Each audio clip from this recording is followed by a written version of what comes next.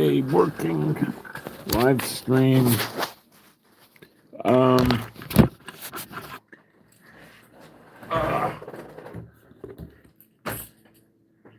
Okay.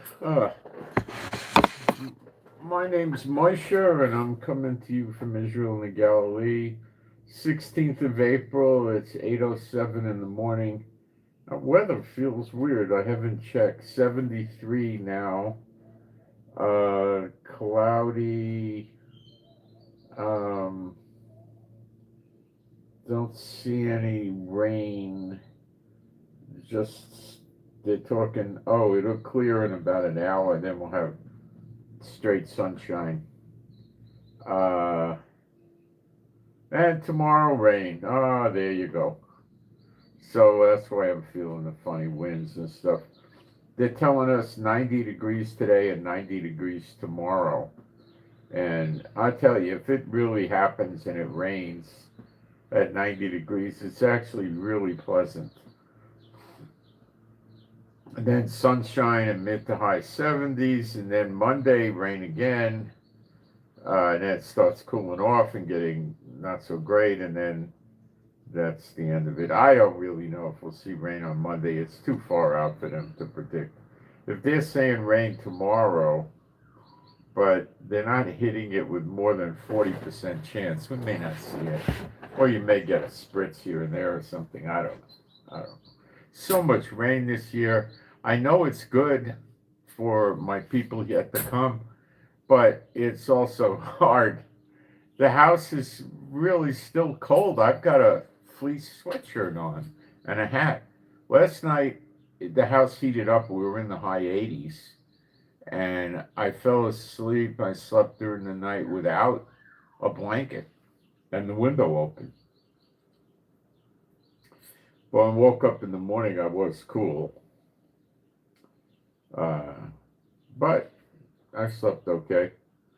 I broke out my spring blanket. It's a down, but very, very thin one, just a little bit in there that I kind of use for this kind of weather. And then in the summer, I'll use nothing, where I have this really little thin little blanket I use that works out. So today there's a bunch of news, really. Trump never did agree to this 2-week ceasefire we heard about yesterday or the day before. Nothing. The ceasefire that he's talking about with Iran is up on Tuesday. Today's Thursday. What does that mean? I don't know what it means. I really don't. Trump is saying he's going to push Israel to make a ceasefire deal with Lebanon, and I'm going to talk to you about what's really going on here, what the ulterior motive is, and it's not what you think. And it's idiotic to make a ceasefire with Lebanon because Lebanon's not fighting us. It's Hezbollah, and Hezbollah said they're not going to honor any ceasefire. And they're talking about turning against the government of Lebanon if they start, kowtowing to Israel and America. So, Israel will be attacking Iran again with America. Trump is bringing thousands of troops in here again. The equipment stream from America to the Middle East is still not stopping. So the speculation, and I'm using that word carefully, speculation, well, let's say the guessing what it's for, these cargo planes is likely missiles for the Patriot missile systems, maybe for THAADs, ammunition, bombs, bullets, this kind of thing, supplies for military. Iran has said if the blockade doesn't stop that America put up on the Straits of Hormuz, they're going to attack the Red Sea, which means the Houthis will do it. And they're going to attack the Persian Gulf and the Indian Ocean. which means they're not going to let any ship traffic go by. They're going to fire missiles at the ships. It's the only thing they can do, or drones, or both. Slipping off here. And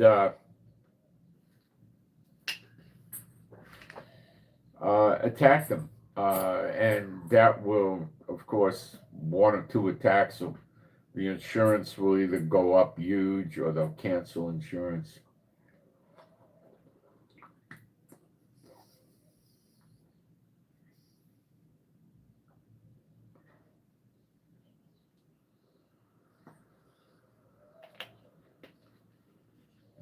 This water doesn't taste right. I took it out of the bomb shelf. Hang on a second, I get some other water. It just got a taste to it. I don't know what happened. I'll be right back.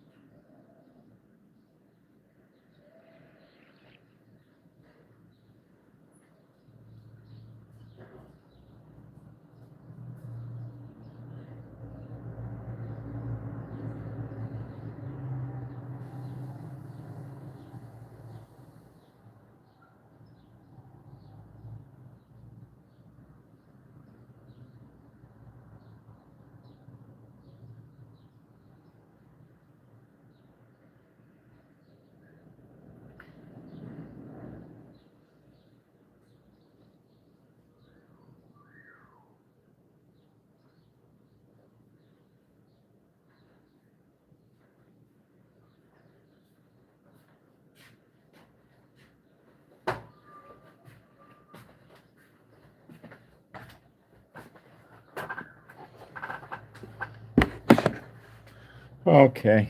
I don't know how long that was in the bomb shelf before. It could have been there a year.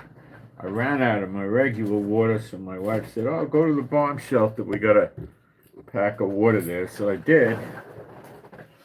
I don't know. It had a funny taste.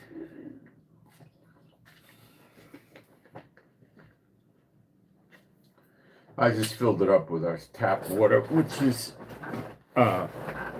supposedly comes from a stream or something, or river. It doesn't come from the desalination plants and stuff. Okay. So let me go check my live stream and see if we got a live stream. And we'll talk about what's going on. There's the thing going on with Lebanon right now is really heating up, and you're gonna start seeing it pop up in negotiations with Iran. You're also gonna see Iran say they don't want to see Hamas disarm. They still haven't disarmed. Trump hasn't fulfilled his threats to them. I doubt he will, but you never know.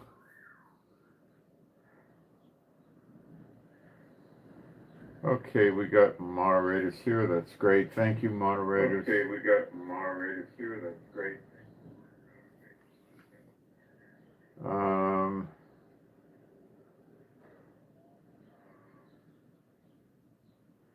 Am I Lebanese? No, I'm a Jew in Israel.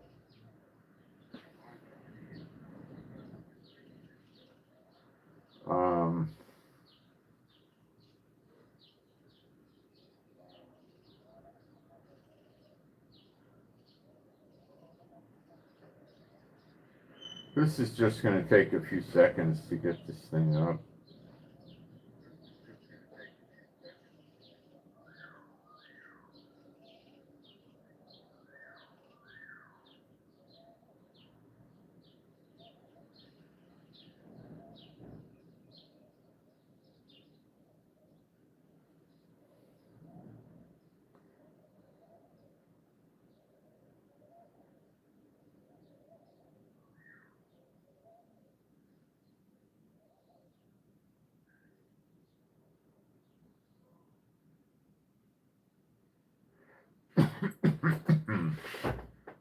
think I got that right.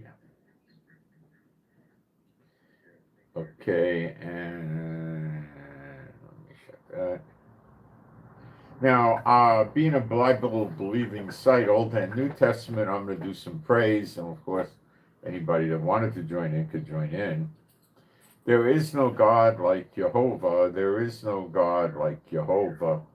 There is no God like Jehovah. There is no God like Jehovah. There is no God like Jehovah. There is no God like Jehovah. There is no God like Jehovah. There is no Messiah like Yeshua. There is no Messiah like Yeshua. There is no Messiah like Yeshua. There is no Messiah like Yeshua. There is no Messiah like Yeshua. There is no Messiah like Yeshua. There is no Messiah like Yeshua. Okay. So I'm still using the backup phone. It's a darn good, very modern, up-to-date Samsung, but it's very hard to use, and it does work as a backup, though. That's about all I consider it. I don't use it as a phone. The new equipment, the new iPad, is it coming? It should be. I wrote them an email, and I said to them that, hey, the courier sends me a letter and then says, this is how you could write give us a report on the delivery guy. And then what I did is I wrote them back, and they answered me the same, well, the mission is not yet, that we could not yet be delivered. It's not delivered, they were saying, or implying it, or whatever. They did use the word not yet complete. So it hasn't been, that's the way they talk in Israel. So it hasn't been delivered, they were saying. And then I went to check it at the seller's website, and it says track your order, and I track it, and the page for 2 days just comes up as a white page. Nothing on it, no text. So I wrote them, and they'll respond, they'll respond. And they gave me an auto response that said, well, you still got to wait several days till we hit our deadline for shipping. So it looks like it's okay. When I do receive a product from them, what I do usually get is I get two things. I get a notice from the shipper that it's been delivered, and I get a notice from the seller, it's a great big company, that it's been delivered. So I think we're okay. I didn't get any of those notices. All right. I was hoping to have it this week, and it may come today. I don't know. More aircraft are starting to move in and out of Israel. I'll cover that later. All right, let's. So it's starting to get better here. There's Etihad Airlines, which I think is out of the UAE, or it's a Kuwait airline or UAE airline. They're in the UAE, and what they're doing is they're flying people from Israel to the UAE. And then I believe they're putting them on a flight to America for $1,000. Now, the way I read it, it looks like that's what's going on. They might be charging for the hop to get to the UAE. I don't know. I'm guessing, let's see, that could be probably an hour, 2 hours approx to get to the UAE. Although their airport has been hit by Iran, I think it's reasonably operating because they're flying flights. So that's, working. And there's a couple other airlines that are flying now. Some are flying short hops to Egypt, and there you go to Cairo and you connect to come to America or Europe, and I think some are going to Cyprus. This kind of thing is going on. Okay. Commander of CENTCOM No, this is not CENTCOM. The commander of the headquarters of the Seal of the Prophet, some Iranian nonsense. In the event that the naval blockade in the area is continued by the U.S., the strong Iranian, this is them talking, armed forces will not allow any further export or import operation in the Gulf region, the Sea of Oman, and the Red Sea. So they are more than likely intending to shoot missiles and drones. See, a ship is probably, these cargo ships are usually moving at 15, 20 knots, and it's child's play for a drone to hit it.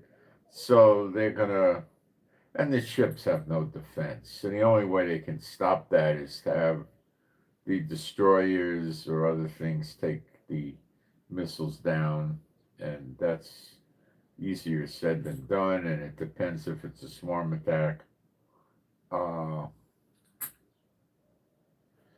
And the go-fast boats are still there, and Trump knows it, and he made an announcement and said that the go-fast boats are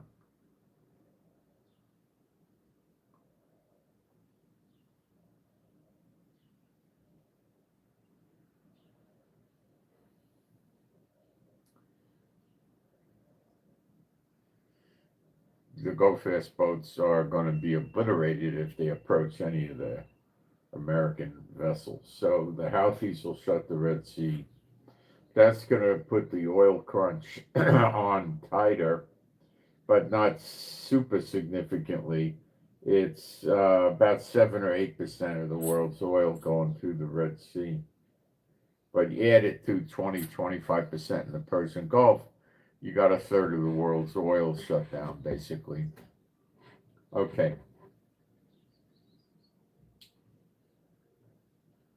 The U.S. and Iran are considering extending the current ceasefire, which is over on Tuesday, today is Thursday, by an additional 2 weeks, which is set to expire. Well, the period is Tuesday, it expires, in order to allow more time for negotiations on a deal to end the war. This is coming from Bloomberg.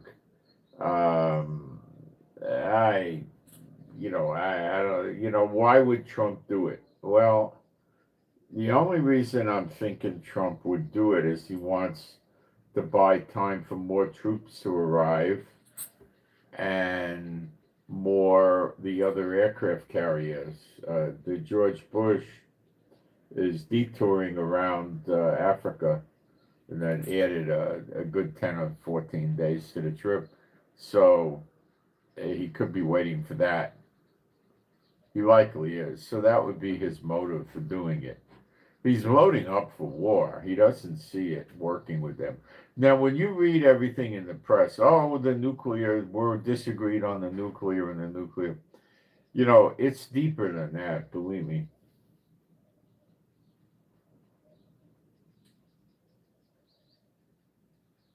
What he's going to want out of Iran is no more proxy support, ballistic missiles stopping, no nukes. Sorry, guys. Sorry about that. What happened is the stupid phone, that's why I hate this thing, is trying to get me to update my operating system, and I don't like doing that because then you don't know if the thing's going to work. So what the idiot thing did is it put up a screen to tell me to update it, blocking the live stream. Isn't that sick that they do this? Crazy. So I can't find her phone in the house. It doesn't respond to any phone calls, so I don't know what she did. Okay.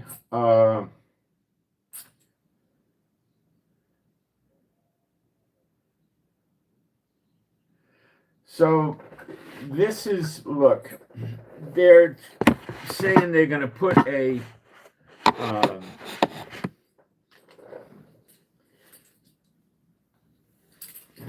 the Tuesday, the ceasefire with Iran is over. Now, I don't know how Trump has a ceasefire with Iran at the same time he has a blockade. That whole thing escapes me. I don't know how it could be, but far be it from me to try to make sense out of what Trump does. So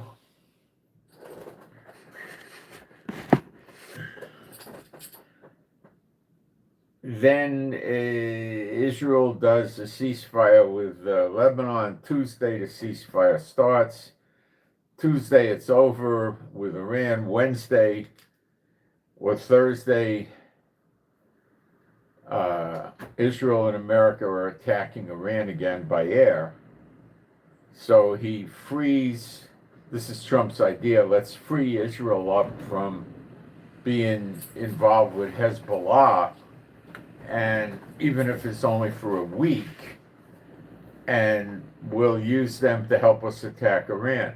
Now, the attacks on Iran are probably not going to, well, he's hoping it'll be a week. It's going to be more. But he's going to be softening things up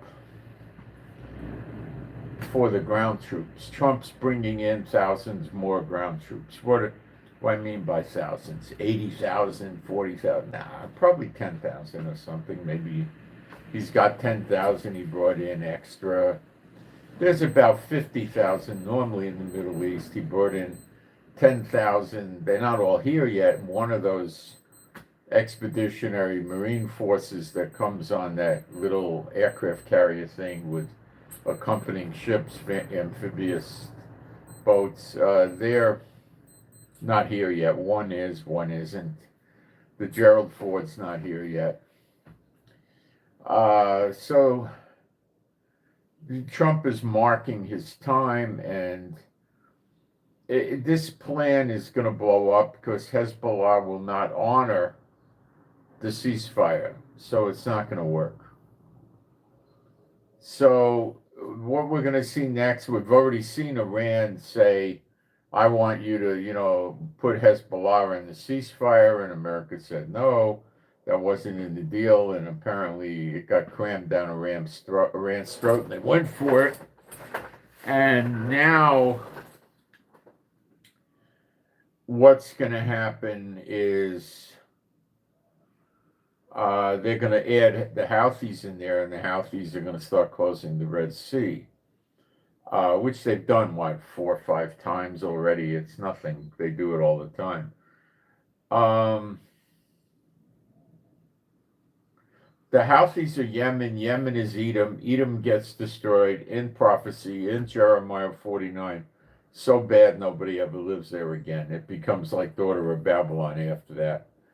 Nobody goes there anymore. The owls, animals, the critters go there. That's it. Okay? So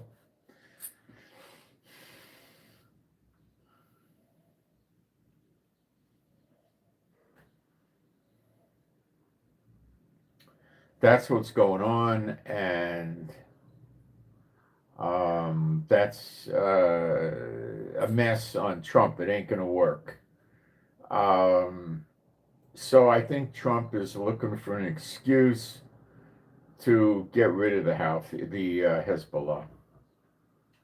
And I think Trump is going to get involved in this fight against Hezbollah, and that might be a way, so he's hedging his bets. So the way Hezbollah is acting, no, we're not interested in ceasefires.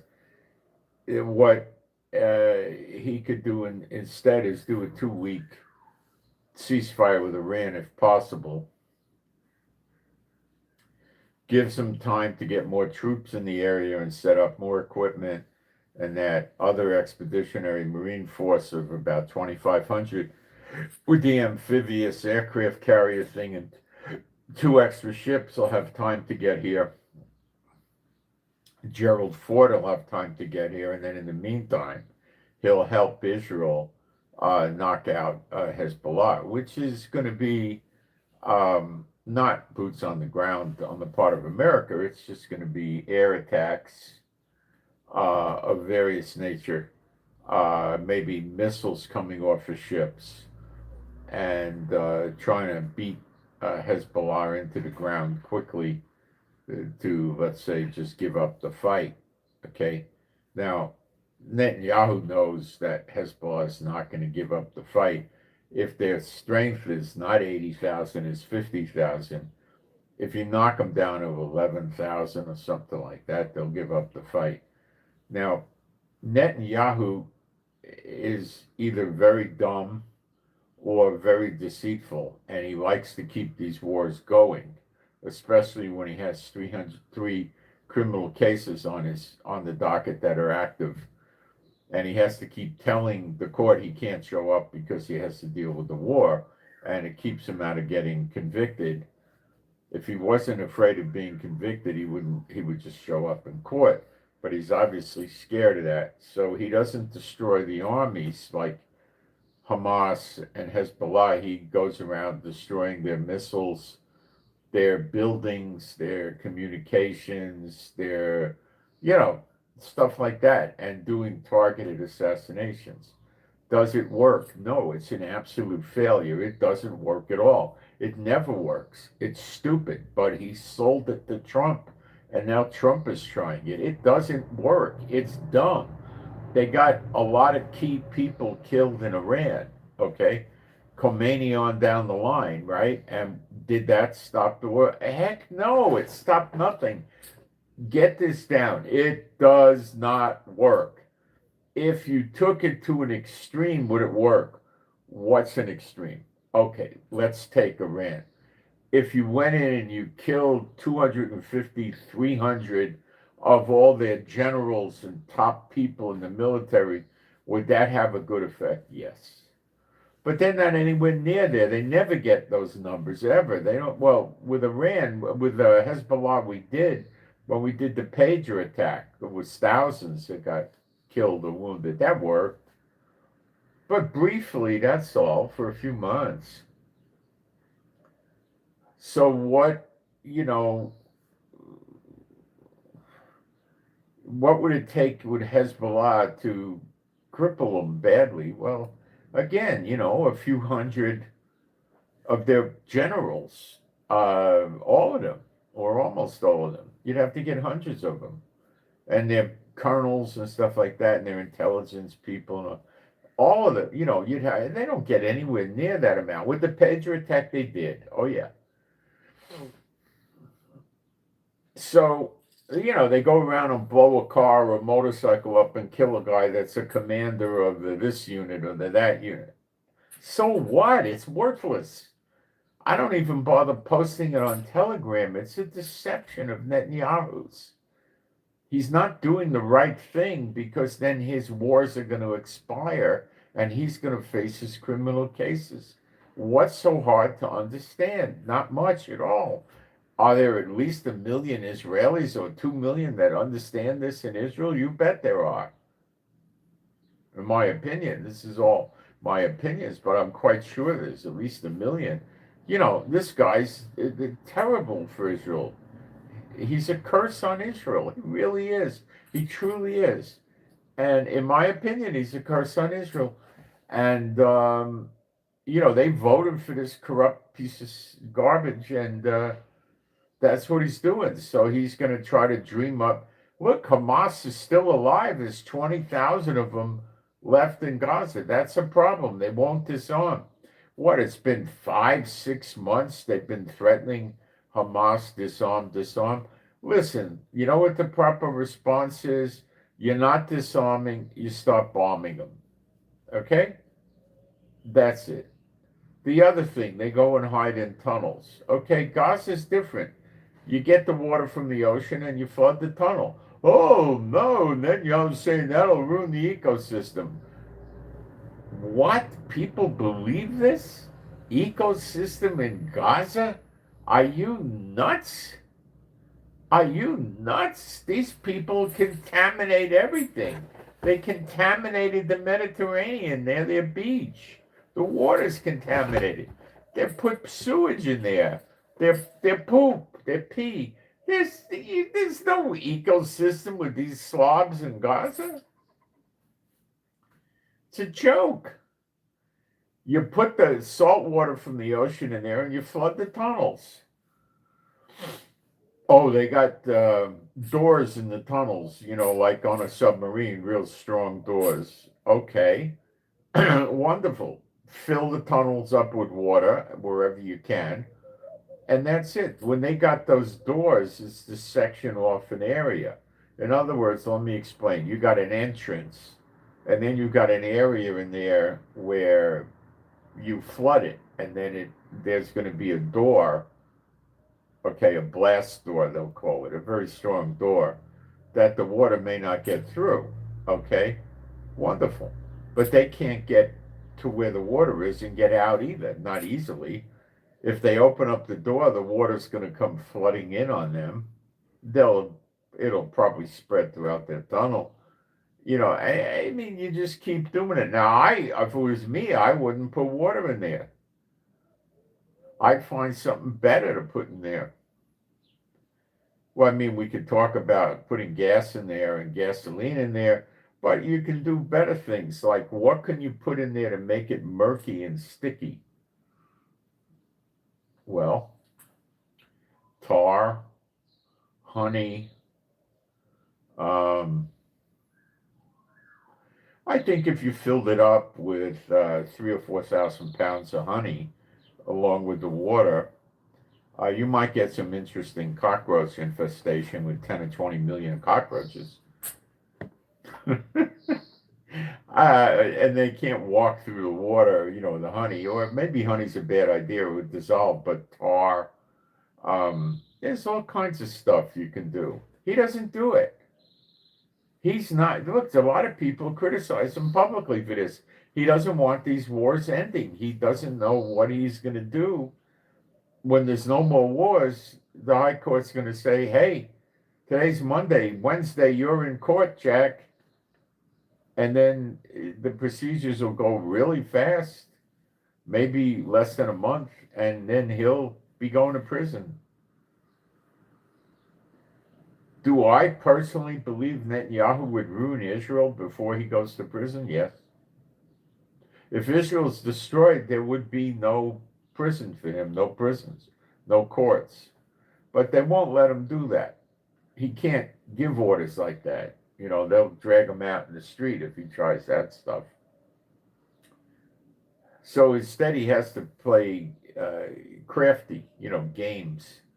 And that's what he does. And he's got Trump buying into this stupid talk. I think Trump and the Pentagon are probably coming out of it now. He's not really talking about doing targeted assassinations in Iran anymore. He gave up on that. He realized how stupid it is. It doesn't get you in. If you do it on a massive level, it'll help. But how are you going to do it on a massive level? You can't do it on a massive level. Okay, capturing generals, that's good, because then you get intel. Okay, good intel. All right, but that's not the way you end the war either. How do you end the war? The only way you end the war, in real terms, is you kill the enemy. Now, if somehow you manage to make sure the enemy has no food, no water, no electricity, no fuel, that will end the enemy, okay? The army moves on its stomach, okay?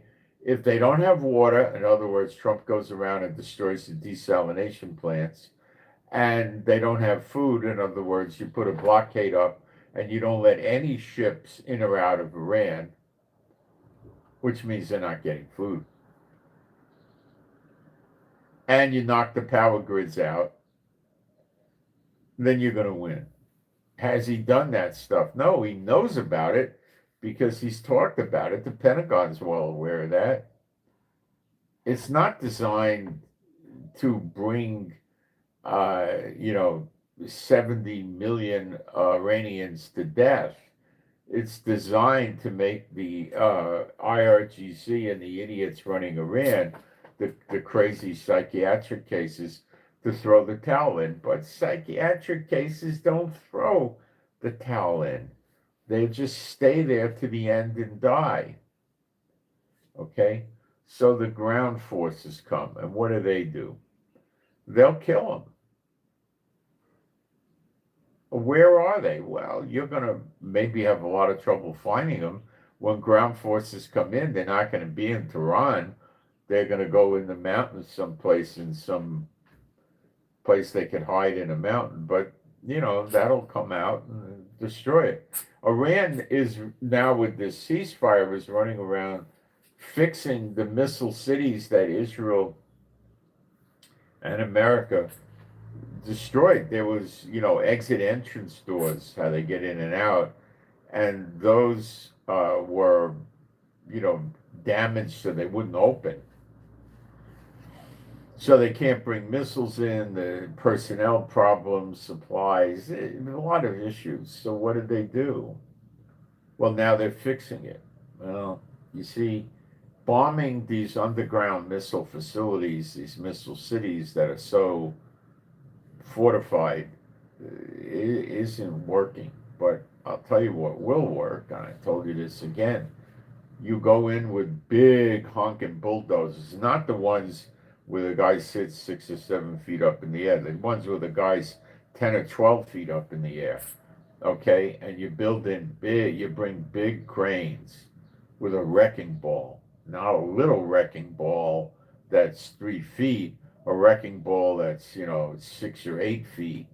Okay, one that's going to weigh thousands of pounds on a big crane or a strong crane on a nice 3 or 4 inch cable, and you can take that and swing it into their door.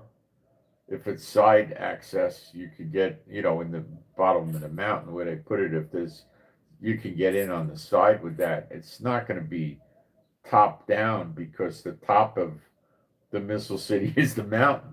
They build it at the bottom of the mountain. That's where you got the most protection, not in the middle of the mountain. How are they going to work that? It's too hard.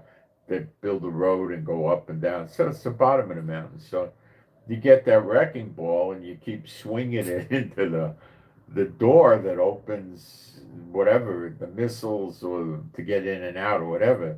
I mean, how many times you're going to have to hit it? 10, 15, 20? Okay.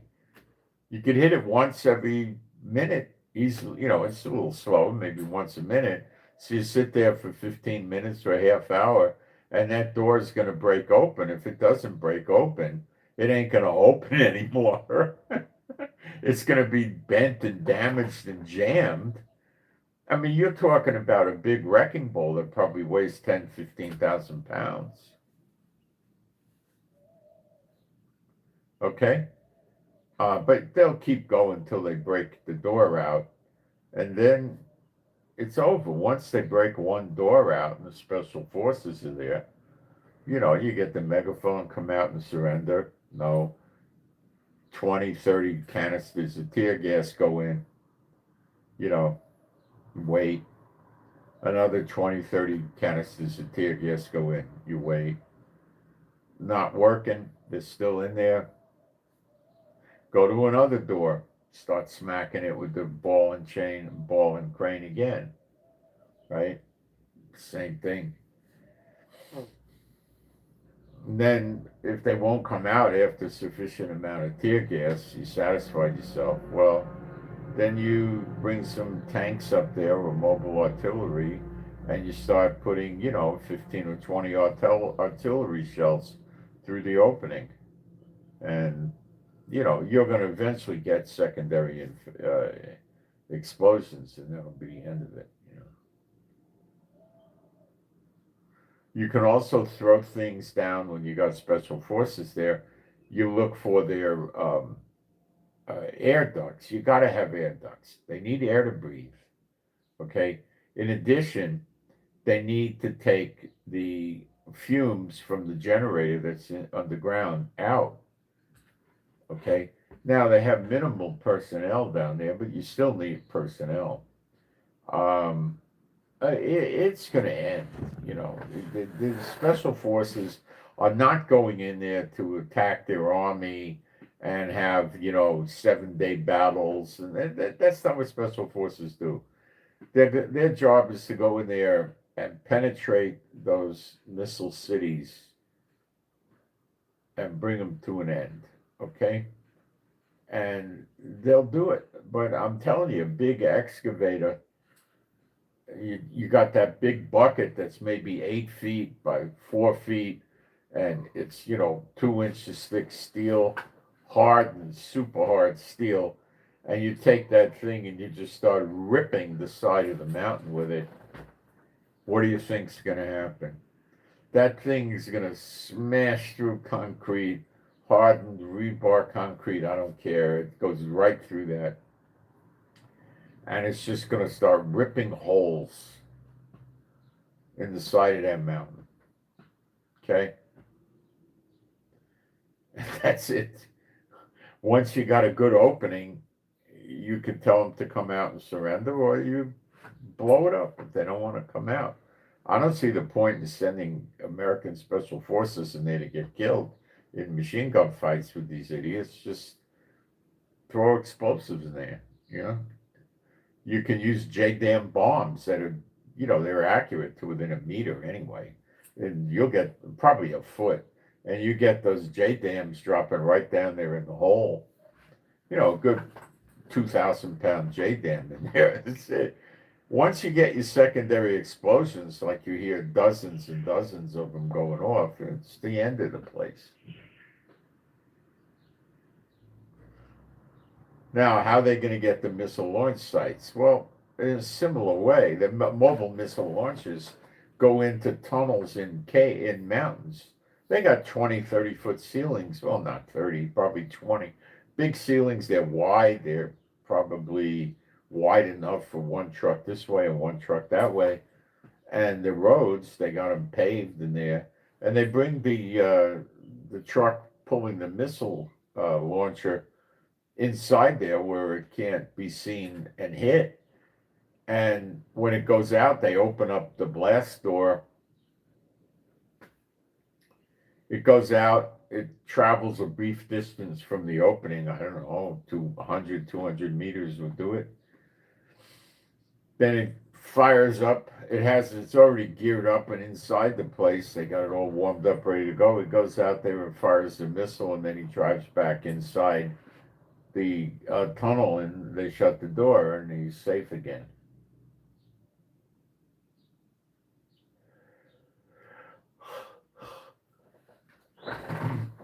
So that's the problem. So what's another way you could break Iran? You stop their missile cities and their mobile missile launches from operating, so they can't launch. That's consistent with prophecy. It says, I will break the bow of Elam. The bow. A bow shoots an arrow. An arrow is also in old times called the missile. Okay? So what do you got here? You got a missile being fired by a launcher. That's the bow. Why would God say I'm going to break the bow of Elam? They're not running around with bows and arrows like some headhunter in the jungles someplace. They're not doing that. Okay?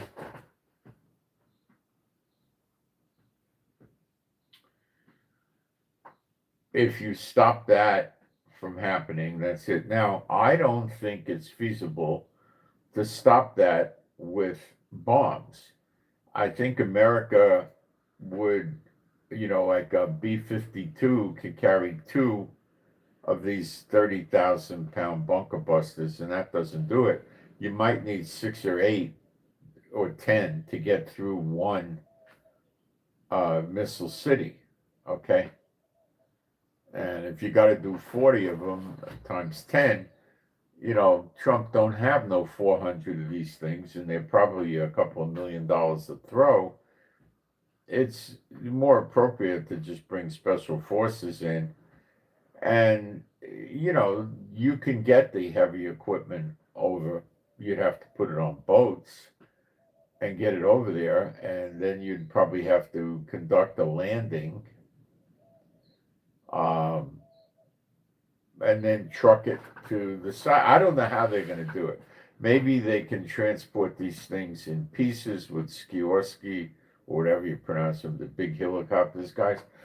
These big helicopters can haul tanks around, so they're going to be able to move a lot of stuff. I think that's what they're going to do. Now, maybe they can't get the heavy equipment over there, but maybe they know where Iranian heavy equipment is, and the special forces, they'll just go over there and take it, steal it, commandeer it, whatever you want to call it. Very possible. But I think that's their best move, okay? They might have some other plan I don't know about, okay?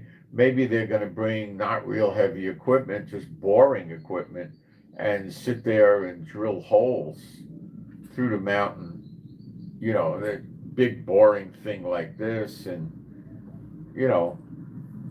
like they build wells, they go down hundreds of feet so they can get into the mountain. And once they got a hole in the side of it, then it's over,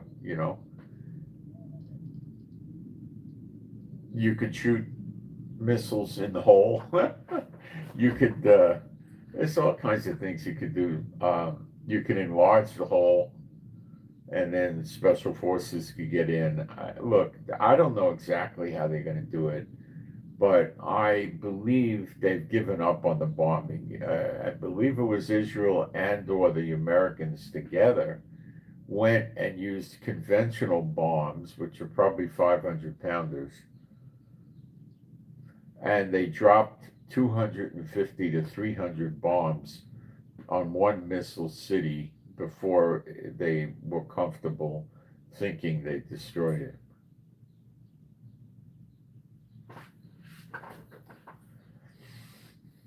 The Iranians did fortify it against that kind of an attack, but I don't think they fortified it against the boots on the ground attack.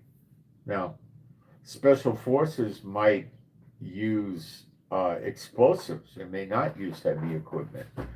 They get right up to the place and they can put explosives strategically in there. I don't know what the big difference would be between that and bombs, but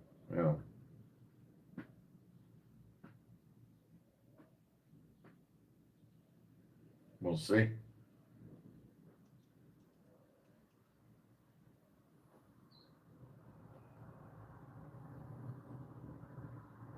So Trump is definitely going to do something with. Now, the special forces, if they're there for what I think they're there, which is to take out the missile cities, they're going to have to go deep into Iran. They're going to be all over Iran.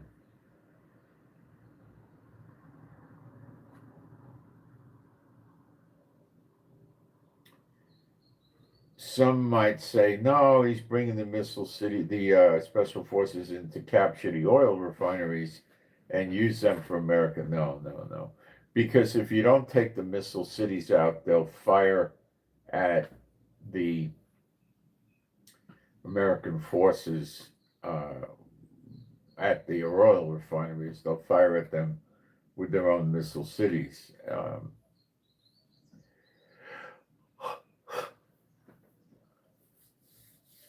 So that's dangerous, okay? And also Trump's blockade is about to go up in smoke because the Iranians are psychiatrically insane, and they'll start swarm attacking missiles and drones at Trump's blockade, his ships.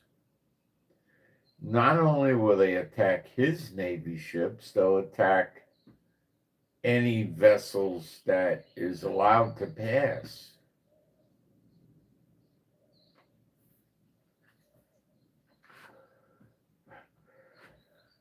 They know darn well all they got to do is sink 2 or 3 at the most. They wouldn't need to hit 3, but maximum 3.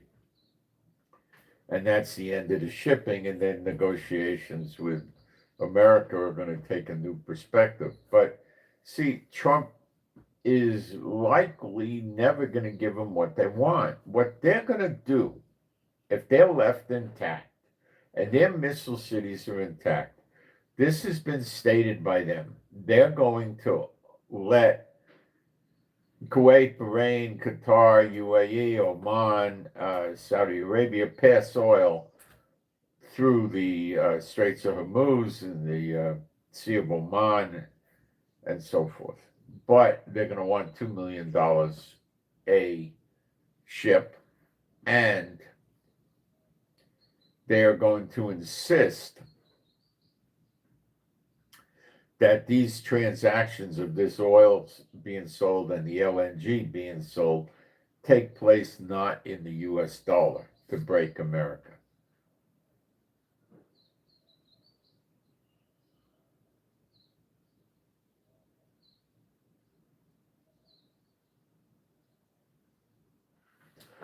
That's what they're going to do.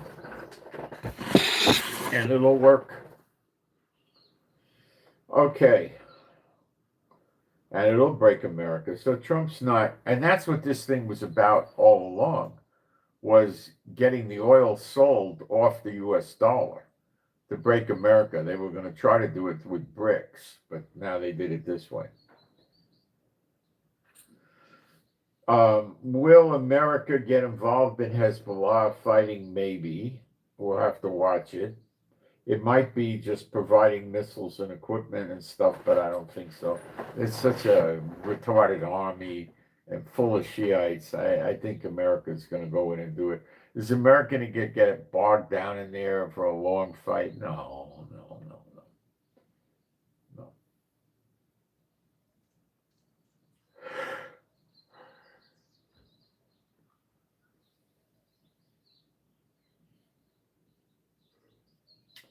We got another flashpoint opening up in the world. Now, I don't know if this is going to go get legs and be another war, or if it's going to calm down. I honestly don't know.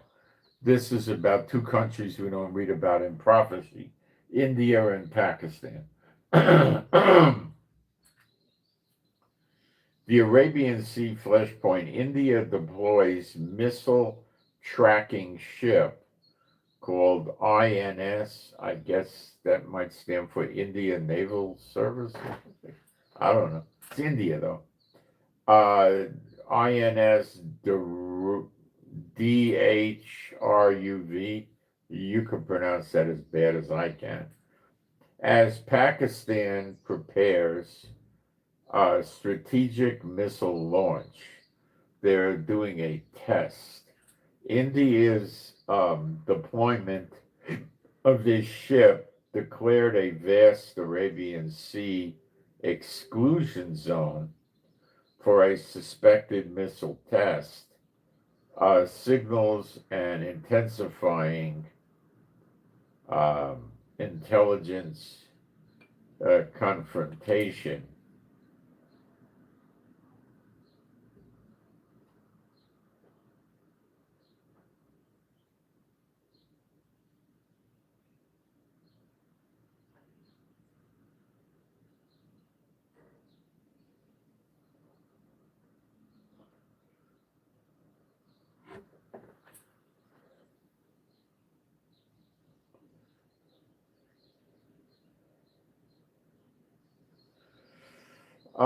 So there's tension again with India and Pakistan, and that could break into a war. Pakistan is trying like crazy to get negotiations going again with Iran because they signed a mutual defense treaty with Saudi Arabia. They, in the last week, brought 13,000 soldiers plus aircraft into Saudi Arabia to honor their treaty, and Iran will attack Saudi Arabia. Saudi Arabia counterattacks Iran, and now Pakistan is in on it, and they have to get into the fight. Pakistan gets weakened fighting Iran, India wipes them out. Oh, it's so hard to figure out. Let's see what happens. I don't think Iran could really weaken Pakistan. I don't think that'll happen. And I think India will be glad. Well, you see, India wants what India wants is no, no, no. I don't want. I let Iran sell the oil again. I don't care if Iran, kills Kuwait, Bahrain, Qatar, Israel. I want my oil. He doesn't care.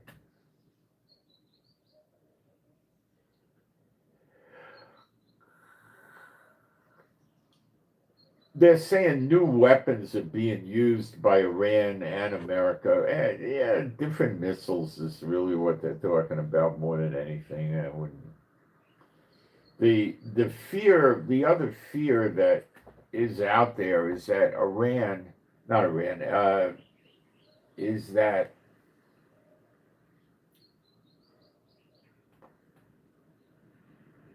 yeah, Iran gets their missile range increased to if they get another 500 miles in their missiles, they could really give Europe a really horrific time. Like, what do I mean? Like, 800-900 billion dollars of damage in a week, stuff like that.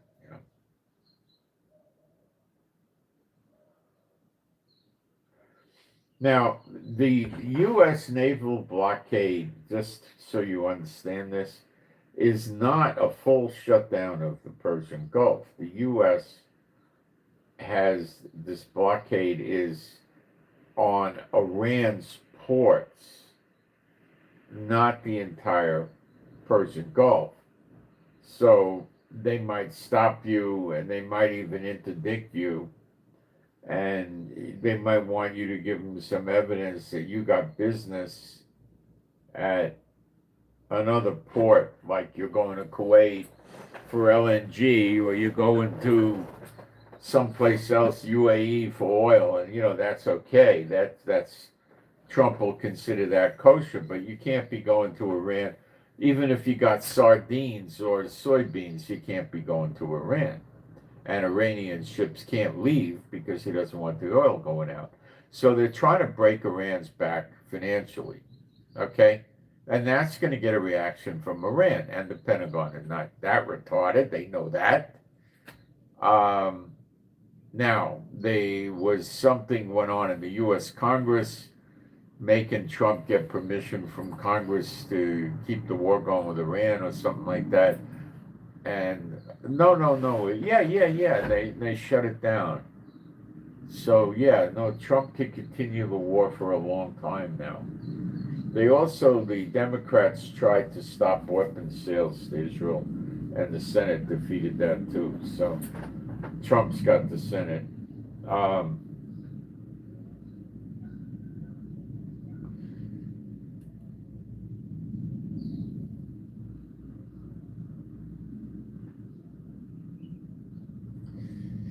That Trump now came out, the sanction god, or the sanction king, I should say, the king of sanctions. He is the sanctions guy. Is telling the Treasury Department to put sanctions on banks and other entities, private entities that have done trade with Iran or have any Iranian money they're holding, or got Iranian money, he's making it hard for the banks to cooperate with Iran. Now, what if the banks are like in China or someplace, and they just tell the U.S. Treasury Department, hey, my name's Cliff, drop over sometime.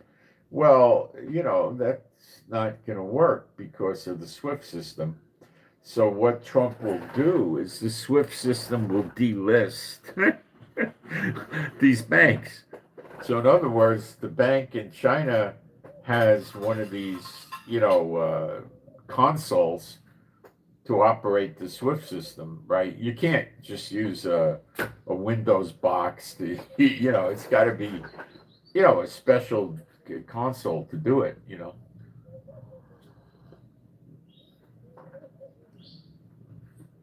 You log on to SWIFT, but only a special device can log on. that has its own language and stuff. You can't mimic it with an Android or Windows or an iOS or nothing like that. Okay, and then you have to have recognition conversations between Swift and the console. Uh,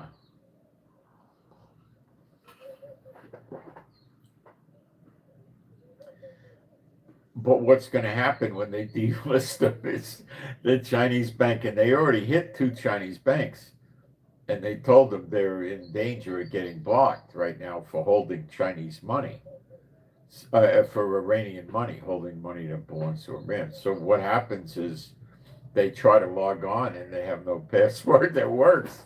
They can't log on. Nobody can send money to them because you have a SWIFT number. It might be CHIN27Y or something like that. Yeah, I'm just making stuff up, right? And you go to punch that in to send the SWIFT transfer to them, and your computer comes back and says no such SWIFT number. Double check and try again. So that's when you delist it. I don't know what it takes, 10 minutes, 30 minutes, and they do it in the Swift, the guys that run the Swift computers, and that's the end of that.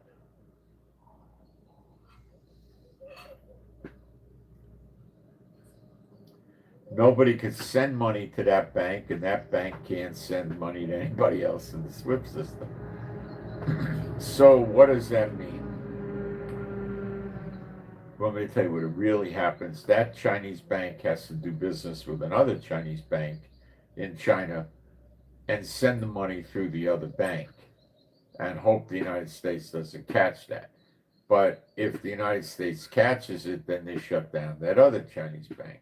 So they might not be too interested in doing that.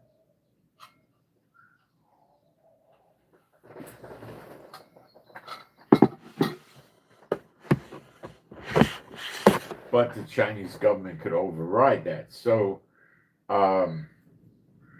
yeah, that's going to cause. Do I think Trump's correct when he says, "Oh, we're going to get maximum financial pressure on Iran"? Yeah, he is. That'll do it. He should have done that 2 or 3 years ago. Biden should have done that. These punks, they don't really do what they need to do.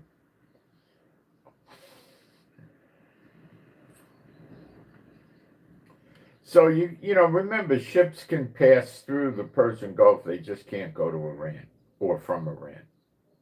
Okay, and remember that's sardines, Nike running shoes, everything. Okay.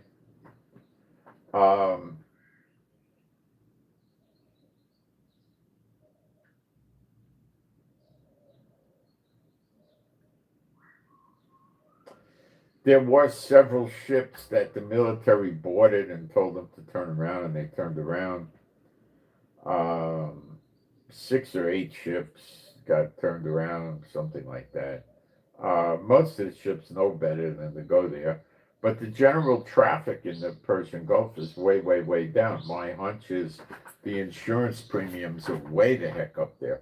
This is a volatile situation. If you had an insurance company and you were insuring ships where the ship alone is worth $200 million and the cargo is worth $160 million, and you're insuring all of this, would you want to take a chance? You wouldn't. Iran could just sink your ship. 3 or 4 losses like that, your company could be in really bad shape,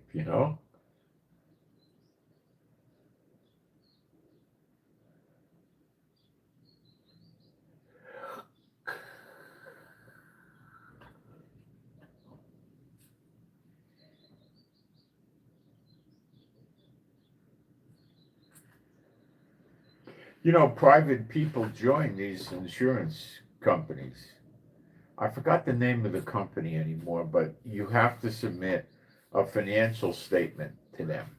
So the amount that you could post as a collateral in there is going to depend on your financial statement. Now, it's not a financial statement where you're going to put down artwork because you got oil paintings and, they don't want to hear about crap like that. What they want to hear about is real estate holdings, commercial or civilian, houses. They want to hear about, they'll probably take yachts or commercial vessels, like, but not really, I don't think they will. They'll take real estate, but if it's free and clear, but what they really want is your cash, your stocks and your bonds and your futures, those kind of holdings. And you got to fill out a financial statement that is going to show basically hard assets and some reasonable liquidity. If you own a shopping mall with 230 stores and it's worth, $400 million and you owe 80 million on it, they're going to work with you. They'll work with you on stuff like that, but they're really looking for cash, stocks, and bonds, and ownership of companies, which is stocks. So you give them if you start getting into your coin collection, your stamp collection, where it's going to take a year to auction this stuff. Yeah, they don't care about that crap. That doesn't exist. Paintings, they're not interested in paintings. That doesn't exist. Okay. A house, I don't know if they'll take a house.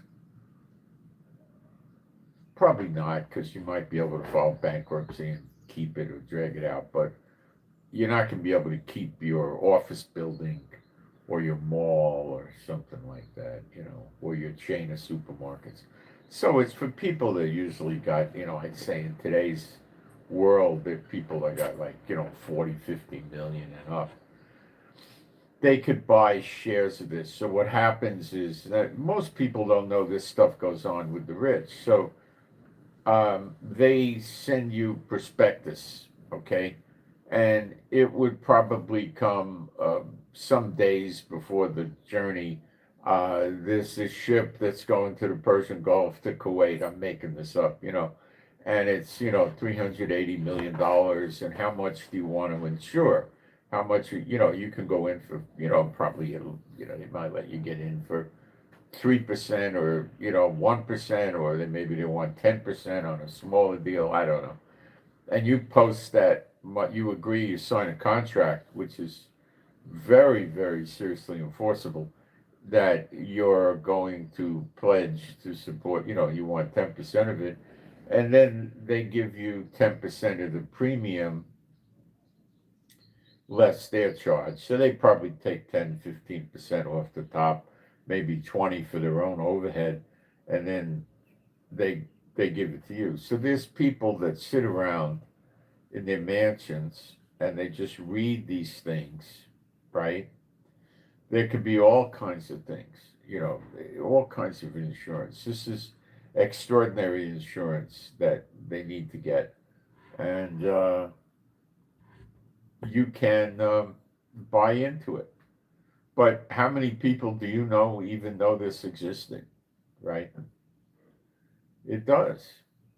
It did exist. It does exist. These are investments that are only open to the Satan bots, okay? And usually they're pretty good investments. A lot of people go and buy, stocks, bonds, futures, and this and that. What the rich people do is they write the futures. And they sit there and just write options, and they make a lot of money. And statistically, they do extremely well, because the majority of options expire where they don't actually take hard delivery of the goods, okay?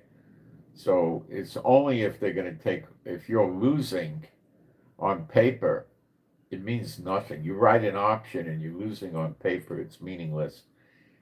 If the item is selling for, let's say, $5 million when the contract is over, okay, and the contract allows you to buy it for $4 million because prices changed, and somebody executes it, which may not happen, even though it would be a good deal. Usually when there's a spread like that, somebody will buy it the last 2 or 3 days before it expires that actually wants the goods, but not always.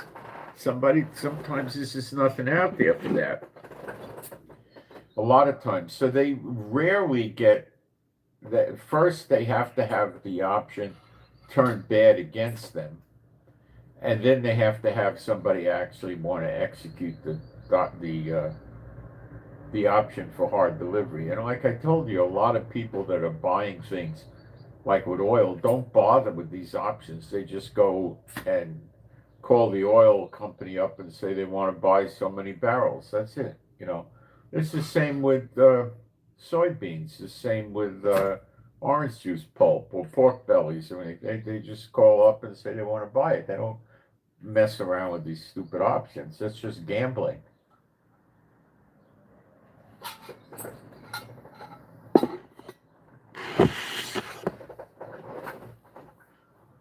Now, if you had an option on gold, somebody would execute it, okay?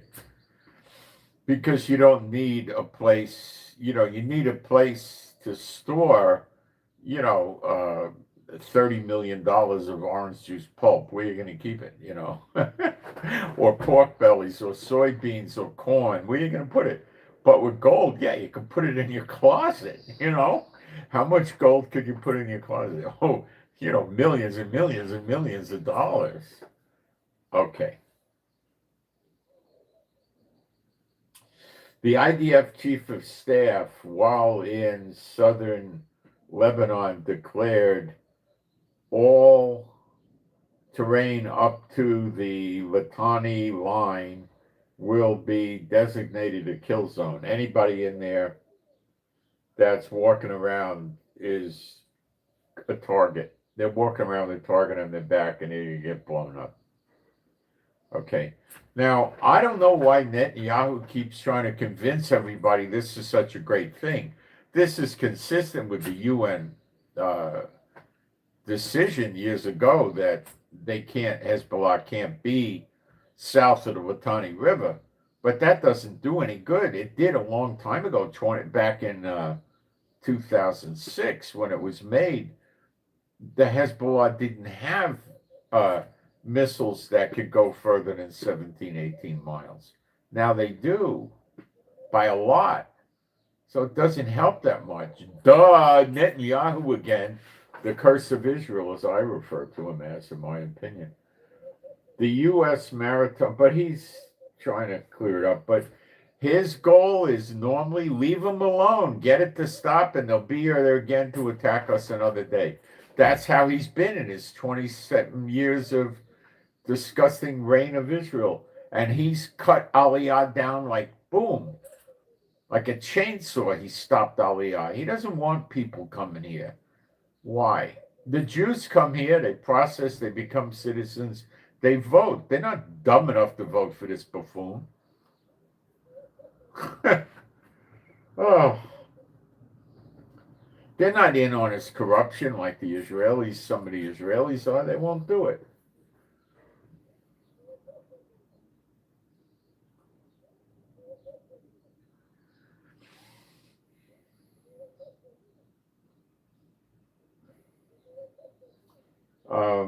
At the same time, the Americans permitted 20 commercial vessels to pass through the Strait of Hormuz without paying a toll to Iran. See? So I want you to understand, more than a dozen Iranian ships are returning to Iran that were stopped and turned back by the U.S. Navy yesterday. Well, what we're talking about here is they were trying to deliver petrochemical or LNG or crude oil or, I don't know, pistachio nuts, or, and they got stopped. They can't deliver it. So the Iranian economy is screeching halt. Lloyd's of London is the company that gives that insurance, that thing like that, Lloyd's of London.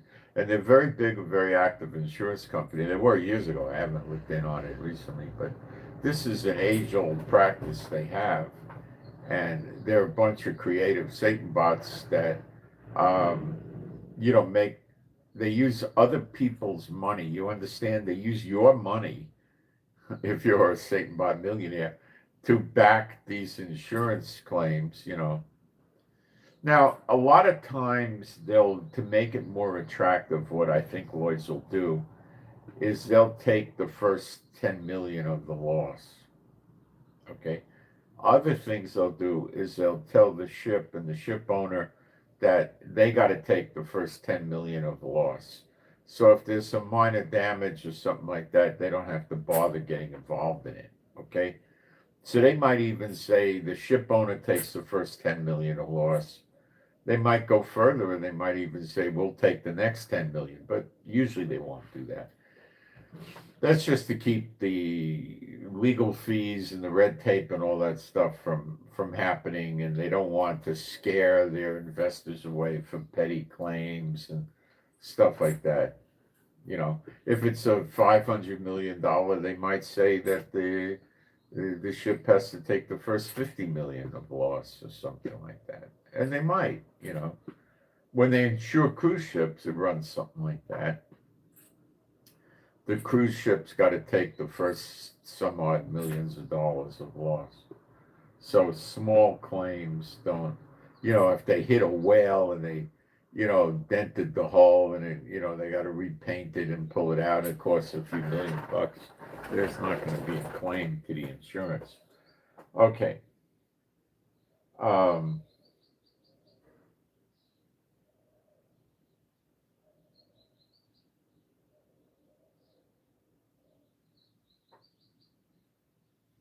So Trump is saying that he won and he's going to close it off. And he said this, but this is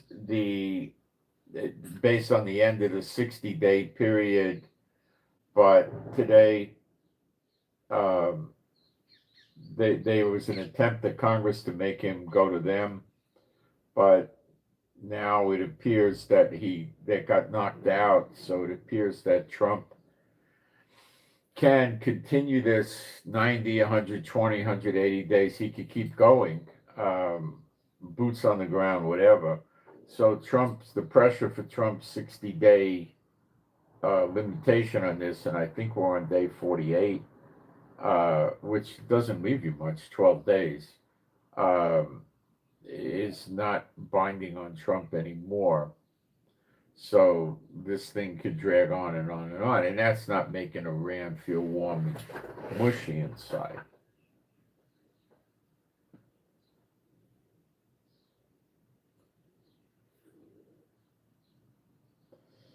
By the thought process of sane people, Trump, you know, won. Like, you know, a four-star general of Great Britain or France or Germany or Italy, you know, or Russia, you know, they would think Trump won. But a psychotic like the Iranians, psychiatric cases, criminally insane, you know, they don't have products. Iran really has very little.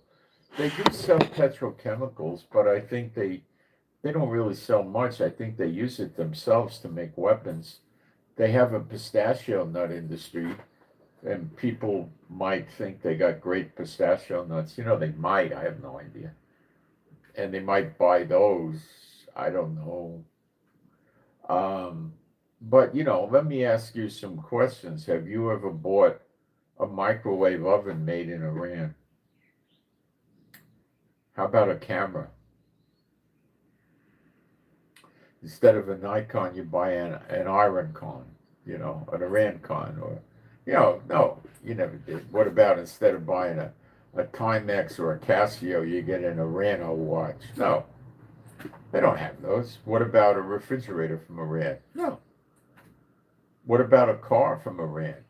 Like, what do you mean? Like a car, like you know, a Galaxy Deathmobile, you know, or a Chevrolet Death Pala. You know, that's probably what they would want to call their cars, or a a Lincoln Blood SUV or something. That's probably what they would call their cars. But as far as I know, they don't make cars. They don't make nothing. All they care about is weapons. And they import a tremendous amount of their food. So they run their oil industry, they get money, they don't even care that much about agriculture, and they never built enough water desalination plants for their country. And all they care about is war. War, war, war, war, war. This is Satan's country. These are Satan's chosen warriors, Satan's chosen people. That's what they are. You think I'm crazy? No, I'm not. Think about it.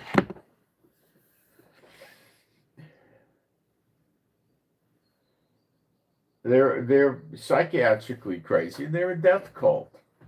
They use religion. What about Manson? Didn't he talk about God or something like that? How many serial killers went around going back to Jack the Ripper killing prostitutes because God didn't want them to live or something like that? They're psychotic. They listen to demons.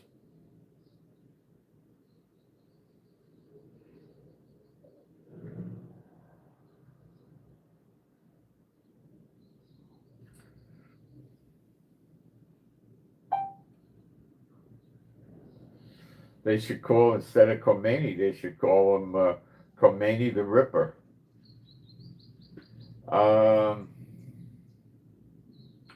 Iran is conducting new tunnel digging. They're making new tunnels now. Trump gives them a ceasefire. What do?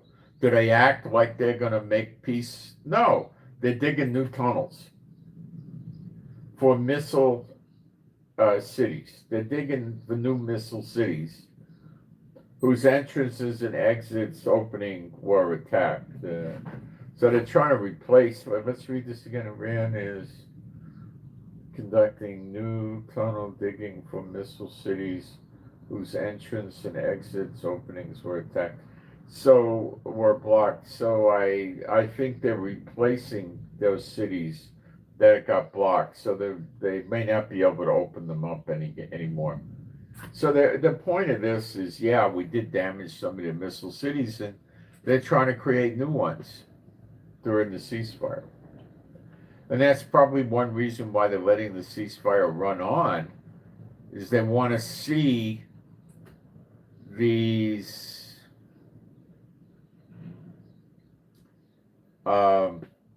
missile cities, the new ones, get built. But I think it takes a while to build them. I don't think they get to go that fast. But you never know. They may send 6,000 workers over there or something. I don't know. I talked to a guy once about a house, and he was going to renovate the house. I was going to rent it, and it was in another country, and not in Israel. And the guy, this is many years ago, and the guy was saying, well,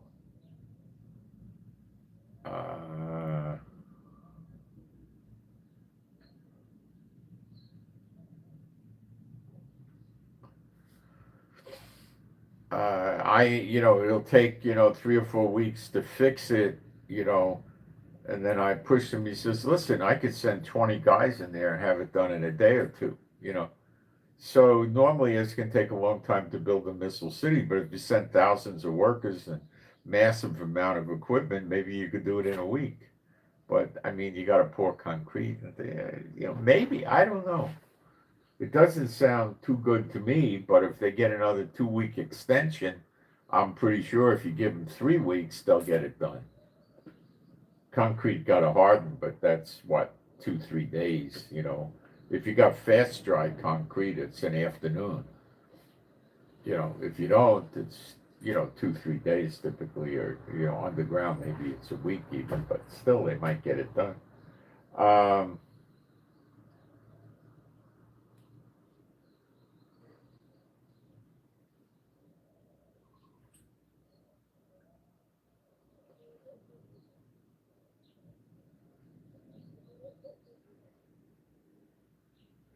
What is really coming out now is the missile cities were not damaged at all, except for some dust that entered the tunnels. No damage was caused there. neither to the missiles nor to the launchers. They did get a very limited amount of damage, is my understanding. Very small amount. Like that one they threw the 250 to 300 missiles at, I believe they did accomplish damage to that. I'm rather sure they did. Um,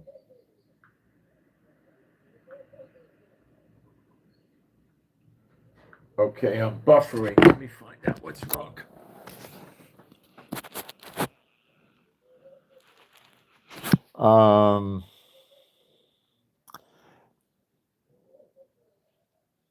I don't know why it's I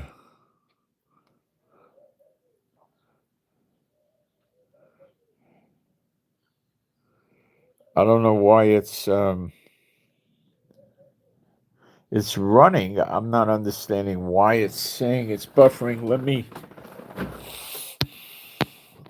this stinking thing. I get so sick and tired of this. Let me see what's going on. Okay.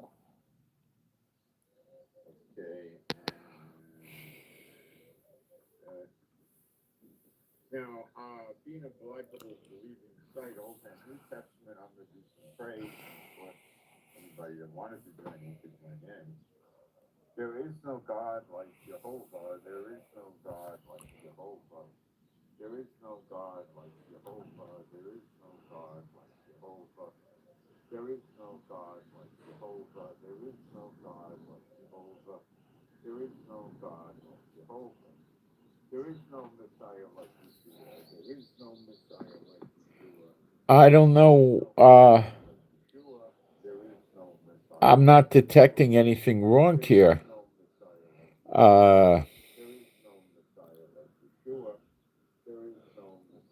No picture. There we go. All right, let's see what's wrong. That's it.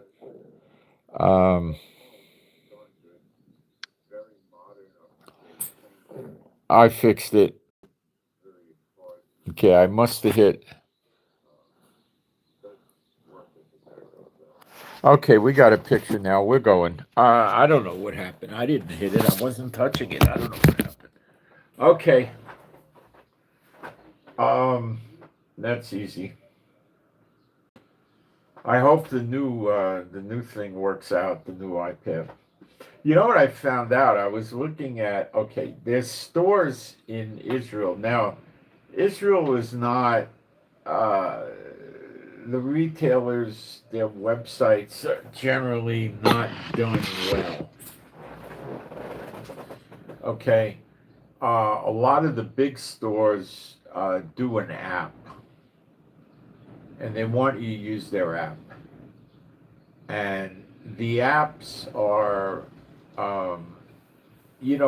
I can understand Hebrew, but I don't understand slang Hebrew. I don't understand. I'm not fluent in Hebrew. I can do the Bible, but I not entirely. I got to use aids to get it, But I can't get into technical. Like I was looking to buy a device. It's called an electric microscope. I bought one. I found one and I bought it. It's for my vision.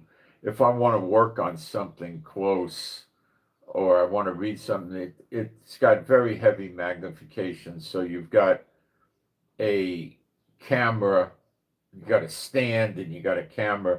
So you put something in the stand, and then higher up, you got a 9-inch screen, and it projects the image onto the screen. And you could change the magnification and manipulate it, and look at certain portions of what you're trying to magnify and stuff like that. So uh,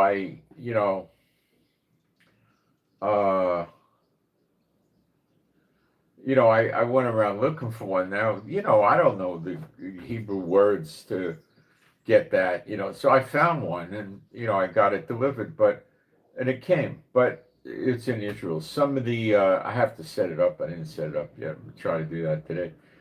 But, there's a supermarket I like to buy from, and they got a pop-up screen that they put up before you place the order. The pop-up screen is to try to get you to buy more junk. They put like about 150 items up there on sale, and it has a box you click, and it says continue to payment, like you don't want to buy any of that stuff, right?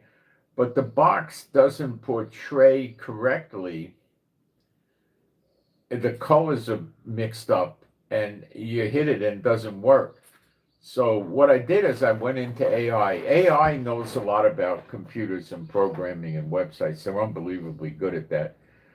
And it was telling me the problem is that I'm using an iPad with an abbreviated size screen, and the pop-up's not portraying itself correctly, and this and that. And it was trying to get me to do different things to make it work, and I can't get it to work. So I tried what it was telling me. It wouldn't work. So it's basically, I said, what if I bought a cheap Windows box? Would it work? And it said, yeah. So that's what it might boil down to. I got to buy a cheap Windows box to be. Now, it's not just this site. It's a lot of sites in Israel. You can't use them. On an Android, I had an Android tablet. Did that work? No. On an Android phone? No. I don't have an Apple phone. It probably wouldn't work. If I bought a Windows tablet, would it work? I'm contemplating that. I got to ask AI. I don't think so, because AI is telling me to get the thing to work right, you need a 15-inch screen. The iPad's 12.9, and that's enough to throw it off. But I've wrestled with it. Now, my wife has a Windows box, and she can get it to work on her Windows box. I can't get it to work, no matter what I do. And I was trying to get into a drugstore's website that delivers, because they have things I like to buy there, like certain toilet paper, paper towels, soap, things like that. So I couldn't get in there for weeks. I couldn't make it take my address and stuff like that. So I didn't know what to do. I just gave up. So I went to AI and I said, this is the problem. How do I do it? And it went to the website and it said, okay, this is what you got to do. So I did it. Here's what they're driving people crazy with in Israel. They're always trying to automate. They think it's a good thing. They're driving the people in Israel nuts with this. What they tell you, put your city in, right? You put your city in, and then it comes up with a confirmation from a drop-down list. And then you got to click on that drop-down list name of your city and confirm it. And then it takes, right? So can I read the city names? Yeah. But I have a very, very small city. It's not even a city. So I couldn't get it to come up. So it told me to put in, AI told me put in a partial name or, something like that. So I did. I put one of the two words in, and then it said, oh, is it this one or that one? And then I found it and I hit it and it worked. Then I did the same with the street. The street has, I used 3 words, and so it told me just put one word in. So I put one word in, and then the drop down came and gave me the other names of the street, and I hit it. I found my name, I hit it, and it registered. And I was wandering around on that for weeks. Before they started doing this, okay, here's what happens. People in Israel are ordering things, and you normally, before they did this idiot system, you would put in the name of your city, the name of your street. And people would put it in and they couldn't read it. It was typed, they could read it, but people didn't get the name right. They used the slang name or this or that. So it caused problems because the store had to call them back and clarify. Okay. So I used to type the names, I'd fill these things out in English. And I had no trouble with it for years and years, right? then I got places where they rejected uh, English. I had to do Hebrew, so then I put Hebrew in. It worked. Then they started with this matching your name, so you type the name in the box, then you get, if you're lucky, you get a drop down list. So if I put there, what city are you in, and I wrote Tel Aviv, you know, then it would take, and then I would have to find the street in Tel Aviv, and then you have a thing on there called comments to the driver. Then I'd have to write to the driver, do not deliver in Tel Aviv. My real address is here. I just did this to fool the website and hope the driver sees it. And then they would call you and they would probably ask you for clarification and things like this. But I never tried that because you could lose your order and have problems. And, so the AI told me how to bypass that and walked me through it step by step. And it worked. It knows what it's doing. So it suggested to me I buy a cheap Windows box. So I'm looking around at some. And then this is what I found out. There's something new going on I never knew about. Windows has some kind of system with an S configuration. I don't remember, it's the memory or the RAM memory or something. It's an S in there. And when you buy a Windows 11 box, it comes with like a double configuration of Windows. I'll explain. It comes with Windows S set up. When you use Windows S, you've got to download the sites from Microsoft, the apps from Microsoft. Well, and Microsoft scans every app thoroughly to make sure it has no viruses or malware. Now, I thought that Android, Google and Apple did that too. As far as I know, Apple does anyway. But the other thing is this S configuration. Oh, if you don't like that S configuration and you don't want to be stuck using only the Microsoft apps that pass the test, you can reset your Windows 11 to home version, HOME, and the home version lets you use all the Windows apps. They don't have to be the S configuration. But the S configuration, it's almost impossible to put viruses and malware in there. It doesn't let it run. Like Apple, you can't put that stuff in Apple because Apple will start asking you for permission and telling you something's wrong, it's malware. It doesn't let it work. So you really don't get viruses in Apple. Okay? Now, when I used to run Windows boxes years ago, well, not that many years ago, but years ago, I used to run firewalls, sometimes double firewalls, like one router connecting to another router so people couldn't get in. I had reasons to defend myself then like that. So I'd run a firewall, a physical firewall, I'd run a software firewall, and I used to keep 2 antivirus programs, usually one on at a time. But I used to, if I was worried, I'd run one antivirus program, do a scan, and then, which I'd usually do every week or even sooner, and then I'd run the other one, make sure, because the odds of some virus getting past firewall and then getting past 2 virus scans is, like what, the 100th of 1%. I mean, it's rare. Now, people say, oh, they can get in through anybody. That's not true. They can't get in through anybody. If you take proper precautions, what I found is you have one router connecting to the other, so they got to penetrate both routers. Right away, that's stopping probably 99.9% of them, okay? Then if anything gets past, you have a software firewall. That's going to give them a lot of trouble, okay? Then you scan with 2 antivirus systems. And these antivirus systems used to update several times a week, and, they were paid kind, they were expensive. And now they say, okay, so with this Windows, the S version,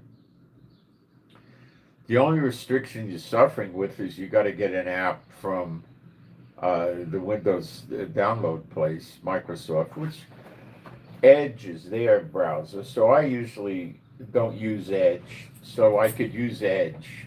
It has Translate and all that stuff on it. So I just switch to using their browser, Edge. And they have, Microsoft has a built-in, comes with Windows 11 antivirus system that they say is as good as the expensive paid ones, even better. So I'm scratching my head and I'm saying, wow, this is an interesting thing. Because it used to be when you went to a Windows box, you had trouble. I didn't always run the double routers. I stopped doing that after a while when I had no need for it. And I had a high problem website where there was a lot of traffic and people were trying to break in. So I had more when I was doing more like Bible stuff. I was using Apple and I didn't have any problems. What I used to use, with my vision back then was a heck of a lot better. I used to see 2040, but what I did do is I bought an Apple, had a 50-inch desktop. It was expensive. It was $5,000 years ago. I bought two of them, one more out. I got another one. But then it went down, it went from 50 inches down to, I think, 36 inches. So it wasn't that much fun at 36 inches. At 50, you could have a divider in there and have two web pages real big. So I had those for years. They were great, but then they weren't so great anymore. Apple wouldn't update them for 3 or 4 years. It was not a high dollar market item for them. And the industry people have switched to phones more than anything. Now, if you've got good eyesight, you can do websites on phones. People build websites on the phone. You can do without a computer. Not me. My eyes are not that good at all. They're light years away from that good.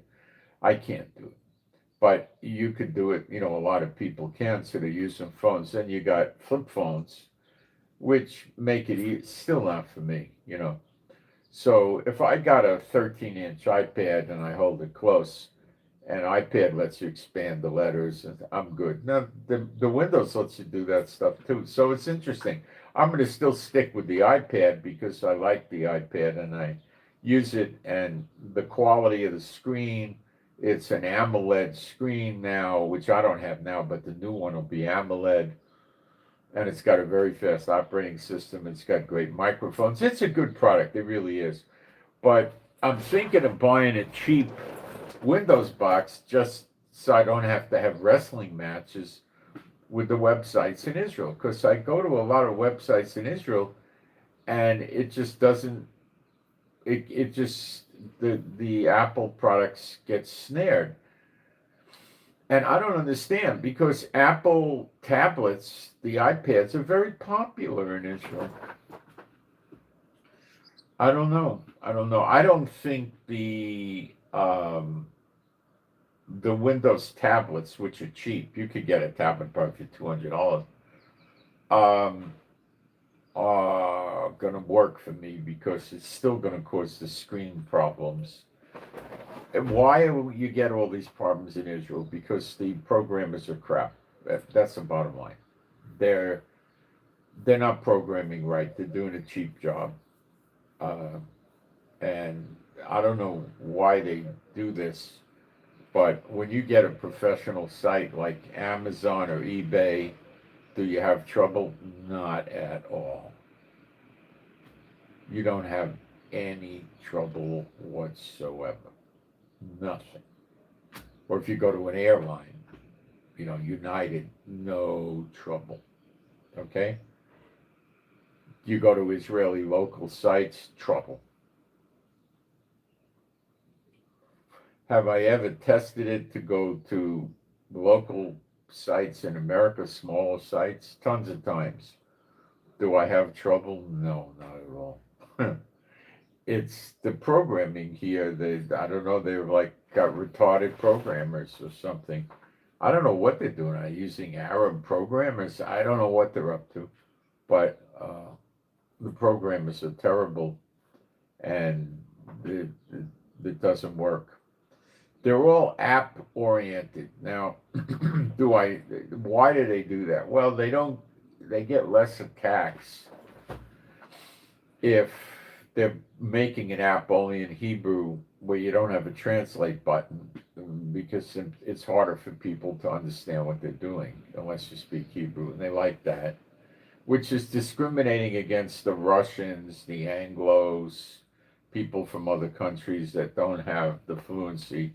And the Israelis are very nasty. Let me say, on a 10 scale, 10 being the worst, 9.5 nasty towards people that don't speak Hebrew like them. That's very, very, very nasty. And that's why 2/3 get cut off. And where does that come from? Did it used to be that way? No, it's in the Netanyahu years. He doesn't want foreigners coming here. He doesn't want them here because they're not going to vote for him, because they're on the ball and they know what a lousy politician is from their own countries.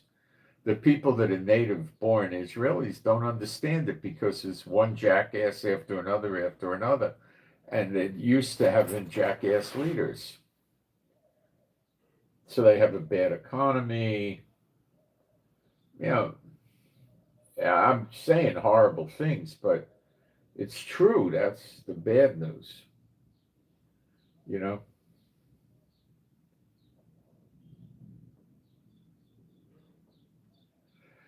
Um,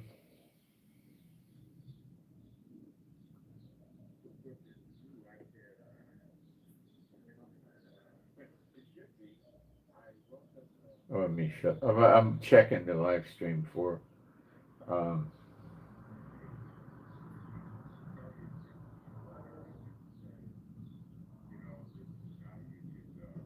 Someone says, "What do I believe about the U.S. winning?"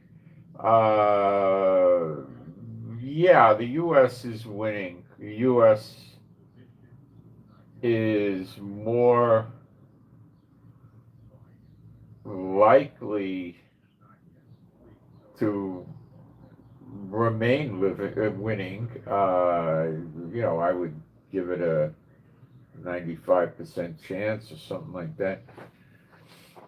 Yeah, the U.S. is winning. I don't see any way around that. They just got to figure out a way to get rid of um, this check and everything. Yeah, we're good. The U.S. is just going to figure out a way with Israel to get rid of those missile cities, and then Iran's finished. They could go sit in tunnels under the ground and twiddle their thumbs and eat K rations and drink bottled water, and who cares? Um, as long as they got their missile cities running, they're going to be terrible to deal with, because they think they're winning in their mindset. And Trump's starting to understand that. The Pentagon sort of understands that, more so than Trump did. Maybe Trump got it now. That's what's happening with them. And you got to take that away from them. When they can't do the missile cities anymore, then it's over. Okay. I'm going to take a break for a minute. I'll be right back, and we'll get into some other things. I'll be fast.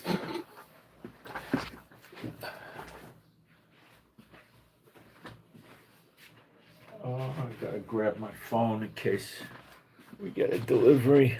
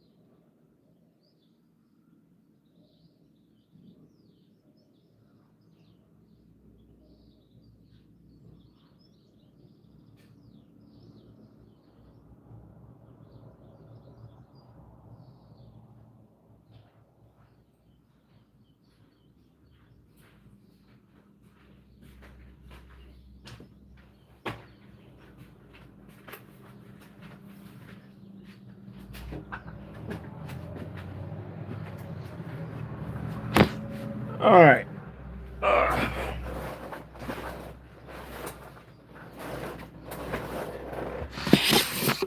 don't know when that iPad's going to show up, so if I get a call from the delivery guy, I definitely want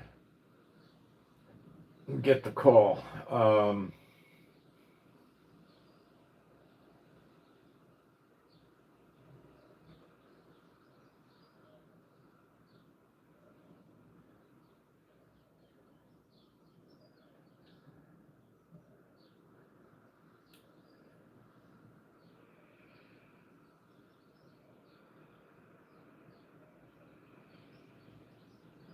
The U.S. Senate nixes a effort to halt arms sales to Israel, but 80% of the Democrats vote to block them.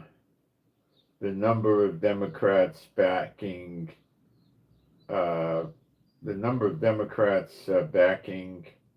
such measures more than doubled in less than 2 years. Powerful Iran parliament speaker says Lebanon ceasefire will be result of efforts by, okay. So the U.S. Senate stopped the House. I think I told you that earlier. That's over with. Didn't work. Now, this is really kind of even revolutionary. China called on Iran to open the Straits of Hormuz to global shipping. So the reason China wants this is they can't, under the Trump blockade, they can't get the oil, and they're very concerned.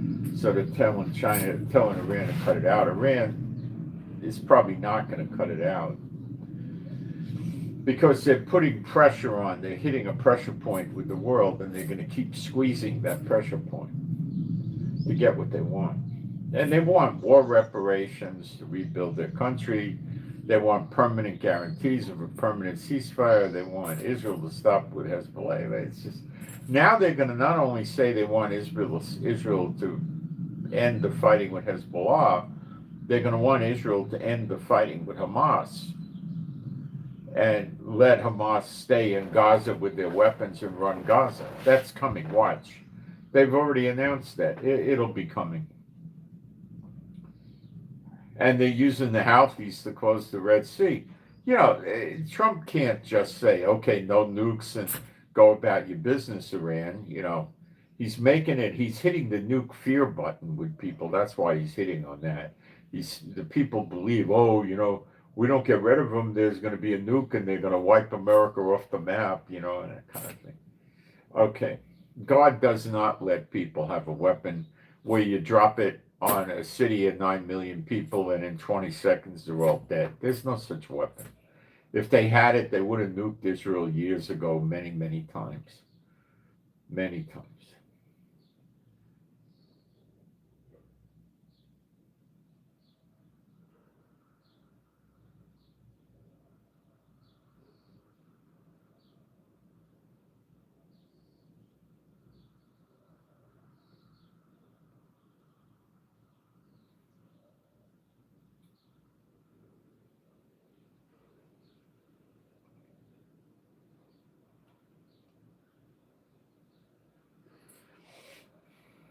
China's trying to diplomatically get people to leave Iran alone. They're trying to save Iran before Iran goes down. They get sweetheart deals of oil from Iran. It's very important to them. I think they're probably paying about 40 a barrel. So it helps their industries become more competitive.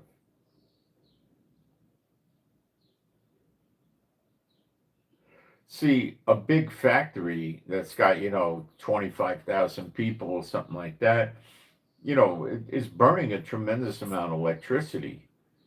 Okay. And they're using a lot of fuel to heat the place. And, so if they get fuel cheaper, it helps them a lot. Now, there was a Chinese tanker ship that did cross the Straits of Hormuz despite the blockade, and Trump may have let this happen where it went to Iran to get fuel, but I don't think so. I don't know what it was. Uh, it might have been a food or industrial goods delivery that wasn't weapons, or the Chinese ship might have went in, very likely to get oil from another country, and then America wouldn't care. That could be it. I don't think they're letting it go to China, because then the money coming from Iran, they're putting sanctions on that. So wherever bank that handled uh, the payment there could be in trouble, you know.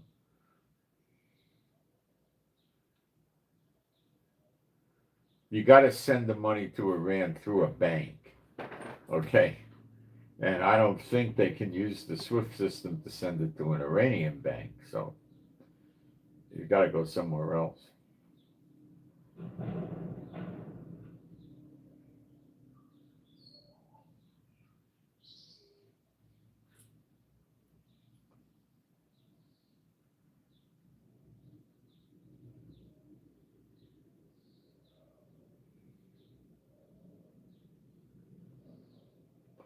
Don't you see the world leaders as morons, or or maybe they're not such morons, but I think they are, and they make the people out to be such idiots? Because how can you have a ceasefire talk with Lebanon and Israel when Lebanon's not fighting Israel? Don't you understand how moronic that is?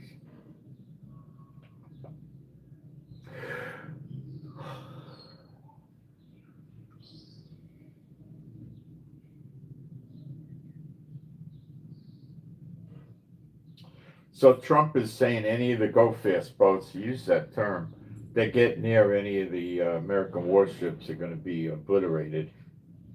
And he said that Iran has no navy except that. But to Iran, that's the navy. And they could have up to 3,000. The least they have is 1,500. I think it's probably someplace between 2,000 and 3,000, someplace in there. Maybe 50 of them got destroyed or so, if even that, maybe not even.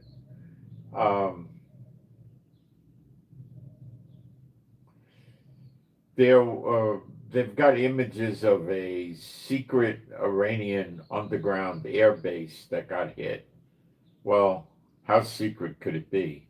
The idea with this air base was it still had some aircraft, um, like Korean War F-4s or stuff like that. Uh,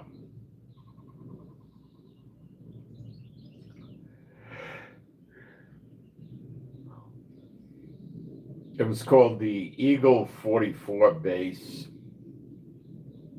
It had a ramp, a runway that went under the ground. I've seen pictures of Iranian underground facilities. This must be one of them. And they apparently blew the runway up and disabled it.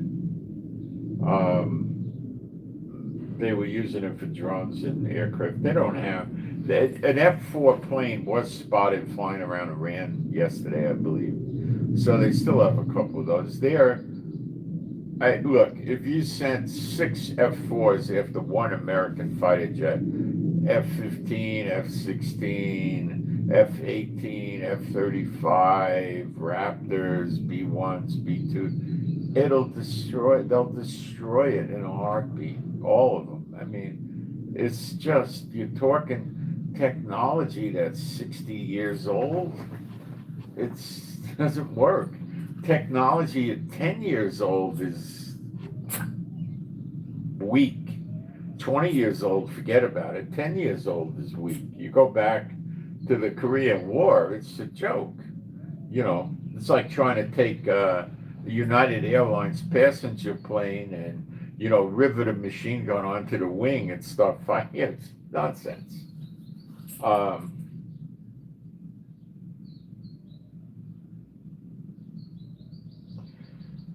So the Netanyahu had our own Israeli Security Cabinet meet to consider a 1-week Lebanon ceasefire under U.S. pressure. And this is a terrible thing to do to Israel. Terrible. Because it's going to enable Hezbollah to move missiles around, weapons around, refortify tunnels and compounds, and rebuild and rest. And it's just a horrible idea. Horrible, because it's going to hurt us. It's going to allow the,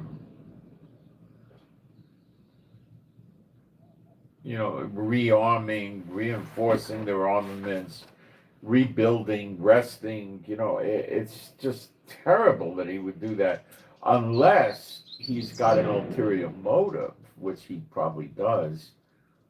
That motive is going to be, Israel and Lebanon want to make peace, and now Hezbollah won't stop fighting, and now they're attacking the Lebanese government, so we have to go in and stop that.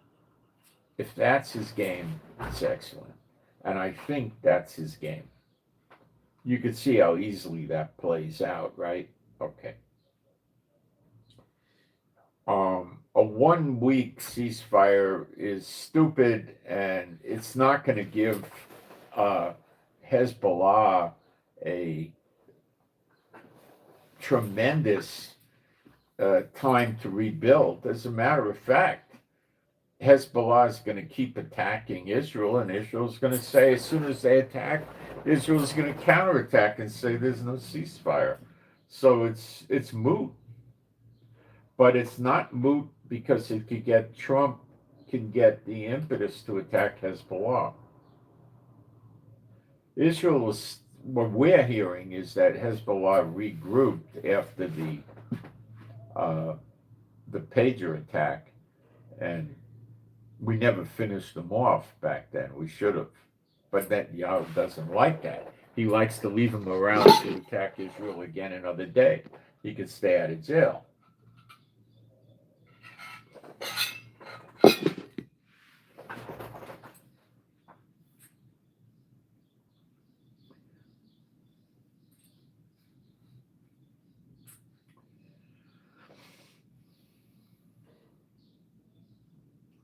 Security Cabinet considered a 1-week ceasefire, U.S. pressure.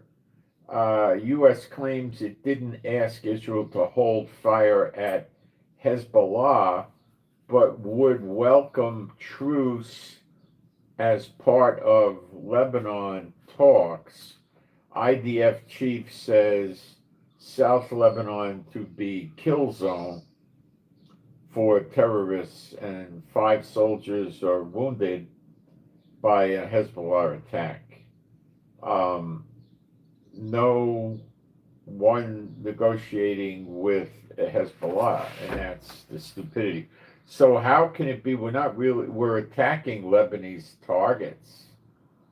We're demolishing houses in the south of Lebanon near the border, south of the Litani River, where the Hezbollah is taking those over, and they put missiles and weapons in these houses. So that's what we've been attacking, and maybe they want that to stop. I don't know. I don't know what Trump, I don't know what he's up to. But Hezbollah has said when they're not going to honor it, and they'll attack Lebanon government. So that'll give Trump his license to go in.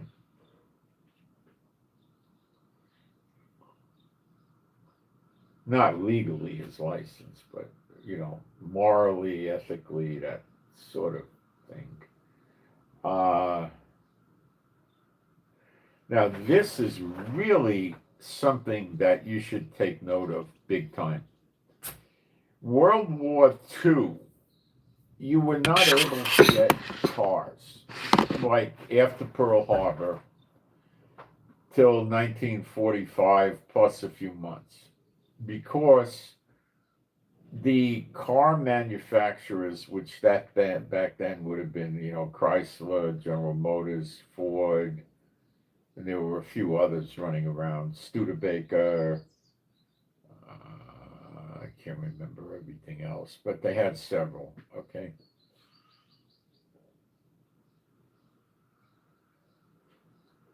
they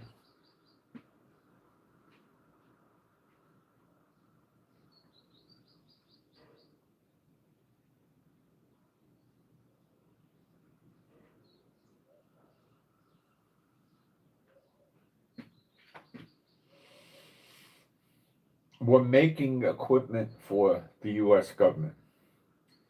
Did they just make Jeeps? No. They were making Jeeps, personnel carriers, military trucks. They were making aircraft. They were making weapons. They were making all sorts of crazy stuff. Not crazy stuff. All sorts of military equipment, including weapons. So they stopped making commercial passenger vehicles, trucks, panel trucks, trucks, taxis, all that. They stopped. So there were no new cars getting made. Were they making parts for the old cars? I don't believe so. I think people were having to go to the junkyard and salvage parts from, a car that maybe had an accident and the motor parts were good or something like that, right? Or vice versa. And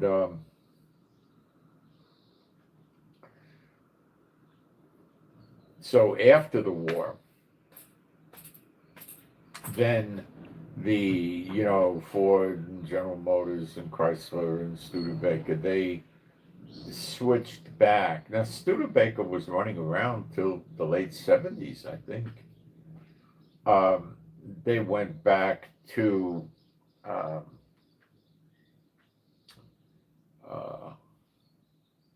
making cars, but it took several months for them to fix their molds and their machinery and gear back up to do it.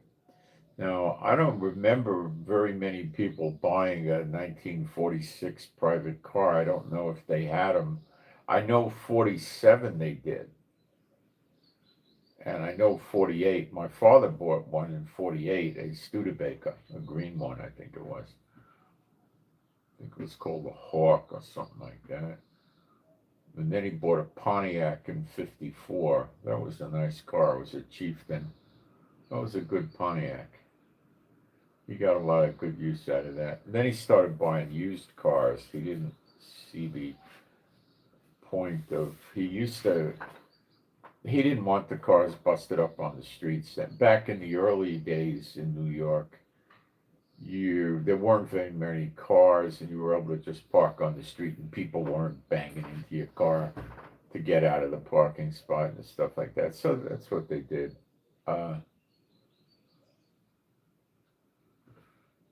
So that now that he's asking General Motors and Ford to make weapons.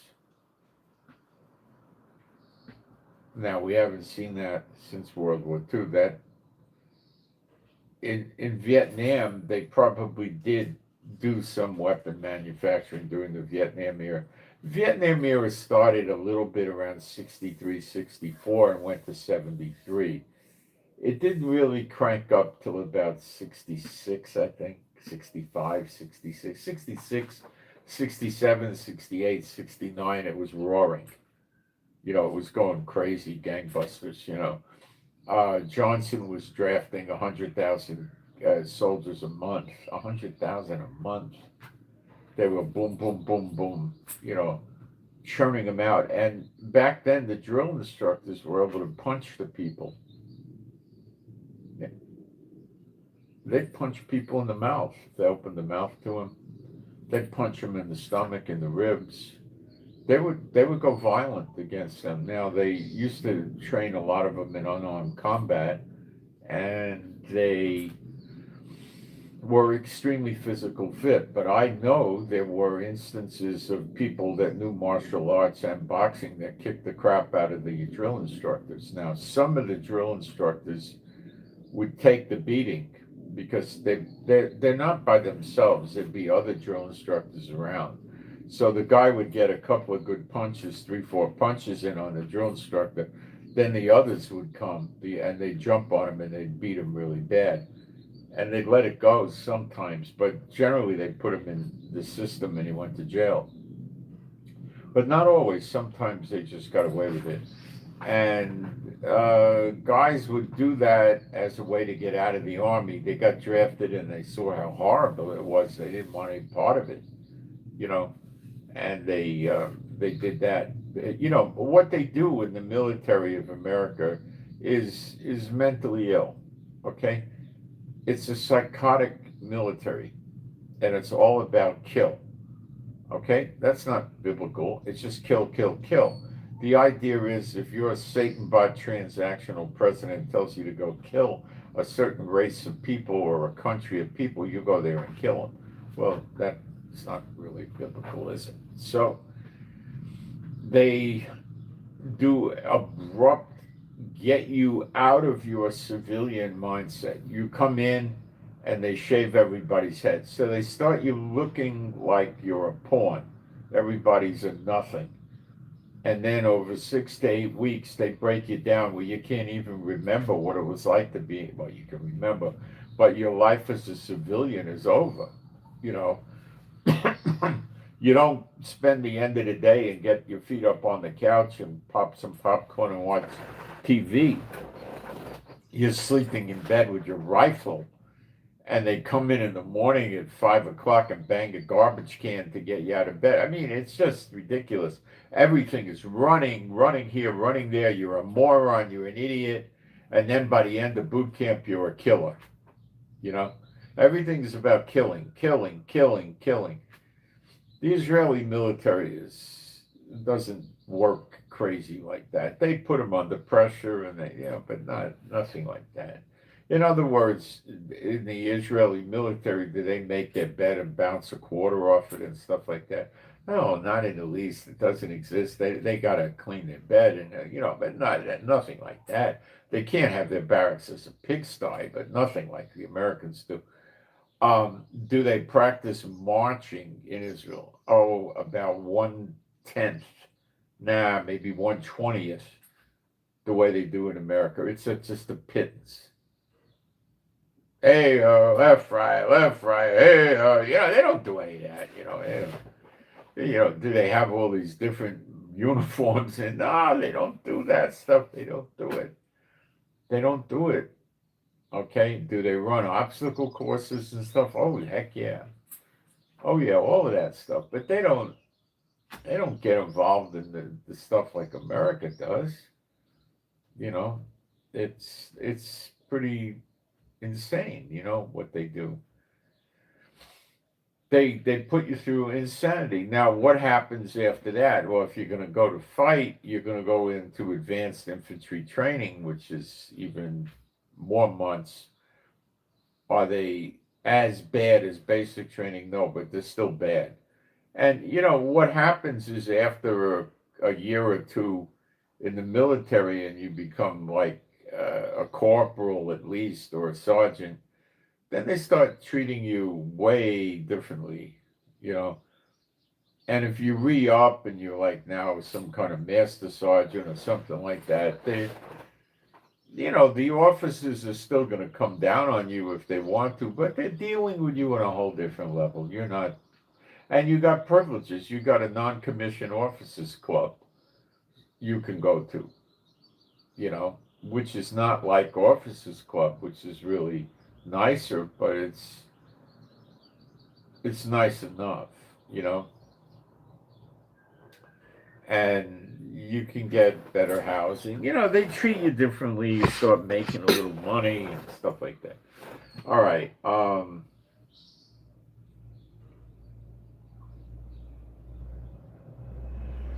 There was a significant hail event in Saudi Arabia the other day with their heavy rains for a few days.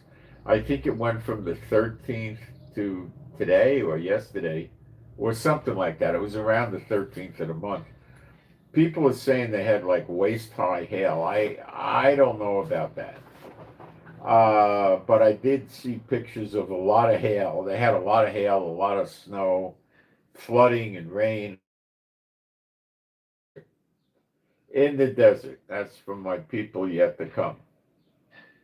So when they come through the desert, they're going to have water.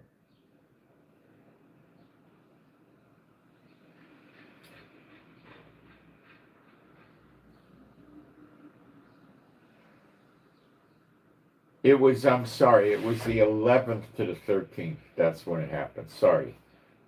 The 13th was the end of it. Okay.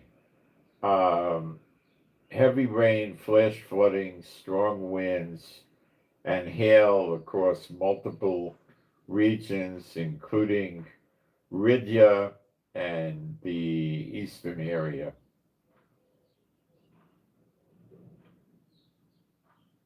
In some areas, the hail was very intense. So they said in some places it would come up to the windows of the cars, parked cars. So I have seen in different Arab countries, including Saudi Arabia in the past, hail that would stack up like that. And they have hail floods, and this has been going on. I don't think this is so much the continuing whirlwind of the Lord as it is putting water in the desert for my people yet to come. God's people.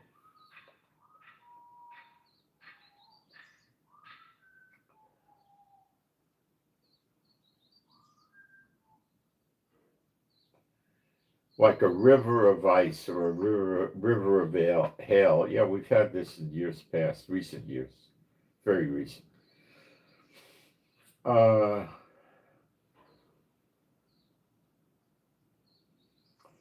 U.S. Senate supported by a majority vote regarding the war against Iran and rejected a resolution calling for a halt to the war until approval from Congress is obtained. That's dead. So the main takeaway is the President Trump can continue the war against Iran beyond the 60 days, which we're on probably day 48, 49, something like that. So probably 48, something like that. So he could keep going. You don't have to stop in 12 days.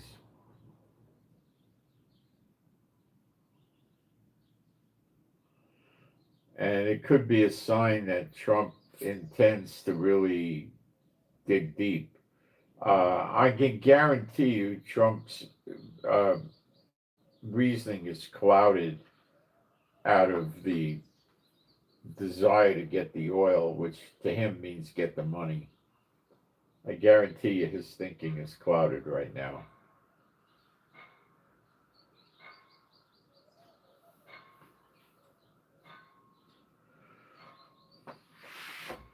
A senior Iranian IRGC officer says, "We will not give up the Straits of Hormuz until our rights are fully restored."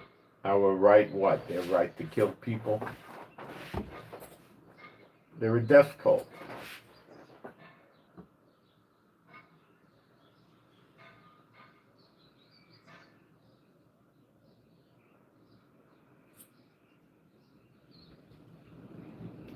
So it's Etihad Airways is returning flights to Israel and offers short connections to the U.S. The national carrier is offering flights to the U.S. via Abu Dhabi with a short connection and a service that shortens the entry process into their country, I believe, with prices starting around $1,000. Also, Bluebird and Tues Airways also are expanding their operations from Israel. So, see, we're getting more airlines operating in Israel, and I detected I think some of the shipping into Israel is starting to open up in some places. It's a little soon to tell, but I think I detected something affecting me that wasn't happening that's now happening. It's a little soon to tell, but let me see.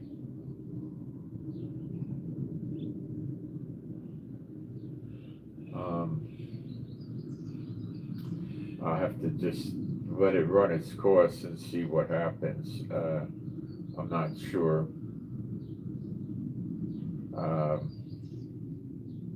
But it looks good.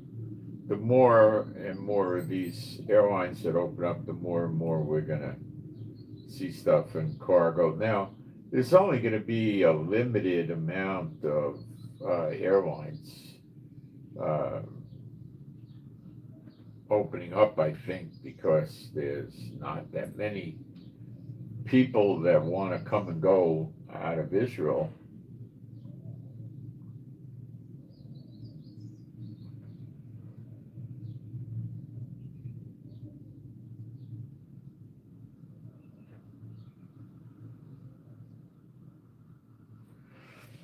I don't think they want to come and go out of Israel right now. There's not tourists coming here.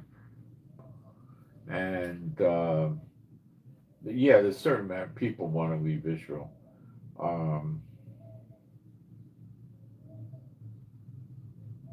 We're just going to have to watch this and see how it develops. Let's see if we have any new developments in the last time since I started the broadcast. These wars could be very fast moving, but I don't hear the sirens and the red alerts right now. It's just Hezbollah attacking us.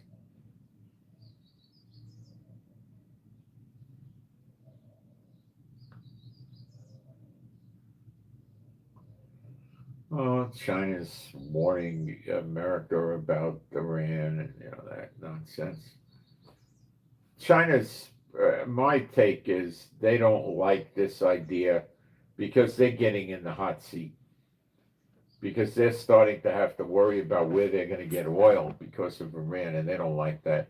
And they're getting pushed towards a fight with America, and they don't like that either. So they're telling Iran to knock it off. So Iran is probably not going to knock it off. Iran's going to say no because they're Iran. They're nuts.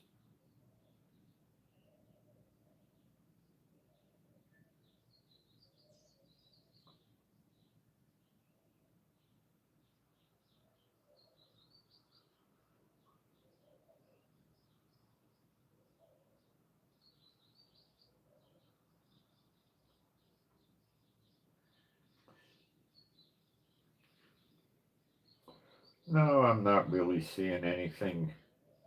Let me take a quick look.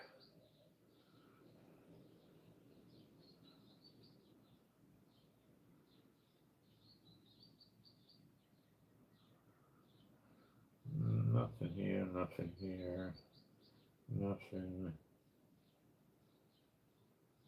It's some of the social media guys are just creating nonsense to fill space up with. There's nothing they got to say because there's not that much attacking going on.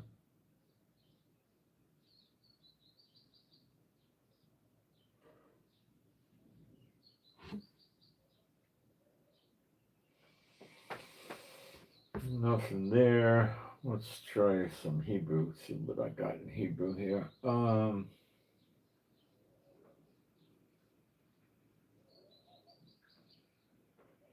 Can this thing with Hezbollah get out of hand? Not likely.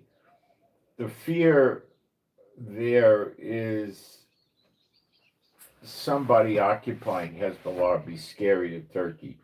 America, they wouldn't be that scared about, but scared. Israel, they'd be petrified.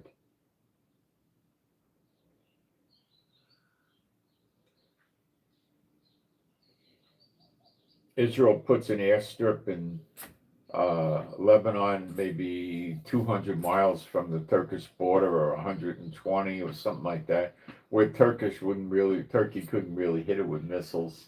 I don't think they got such long-range missiles.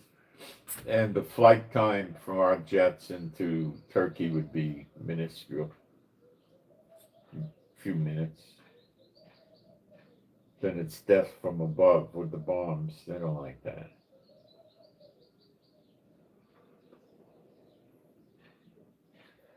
Nothing. So we're going to watch to see what happens. You can pretty much plan on Iran not changing their mind and saying, okay, no nukes, you could come collect the nuclear material. We'll stop supporting our proxies. We'll cut back on our ballistic missiles, and you don't have to pay war reparations. You think that's going to happen? Okay. Please pray for my wife, Rivka, for healing. She needs some healing, okay? I won't specify for what, but please pray for her for healing, okay? For my wife, Rivka. Thank you. All right, I'm going to do a prayer for us. And you guys, if you're a believer, you can agree with it, and it makes it more powerful. You know, two or more agree on earth, it'll be done by my Father in heaven. You know, okay. My Heavenly Father, Jehovah B'Shem Yeshua HaMashiach, I pray for me and my wife and all the true believers and their households to have your strength, stamina, and endurance, and your healing and recuperative power would flow through us and heal us of all we need to be healed of. And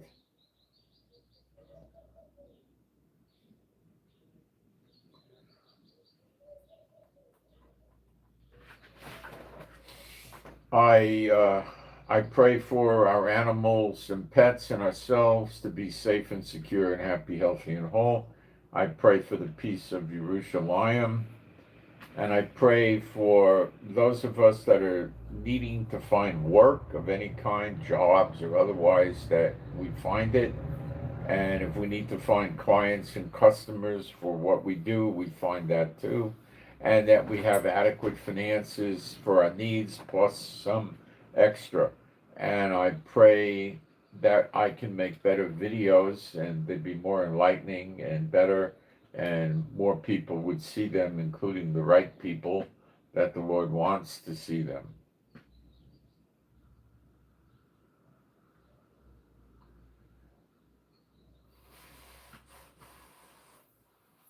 And I pray all this to you, my Heavenly Father, B'Shem Yeshua HaMashiach. And you can agree with this prayer, even if it's a video you're watching, it's not a live stream. Don't be shy.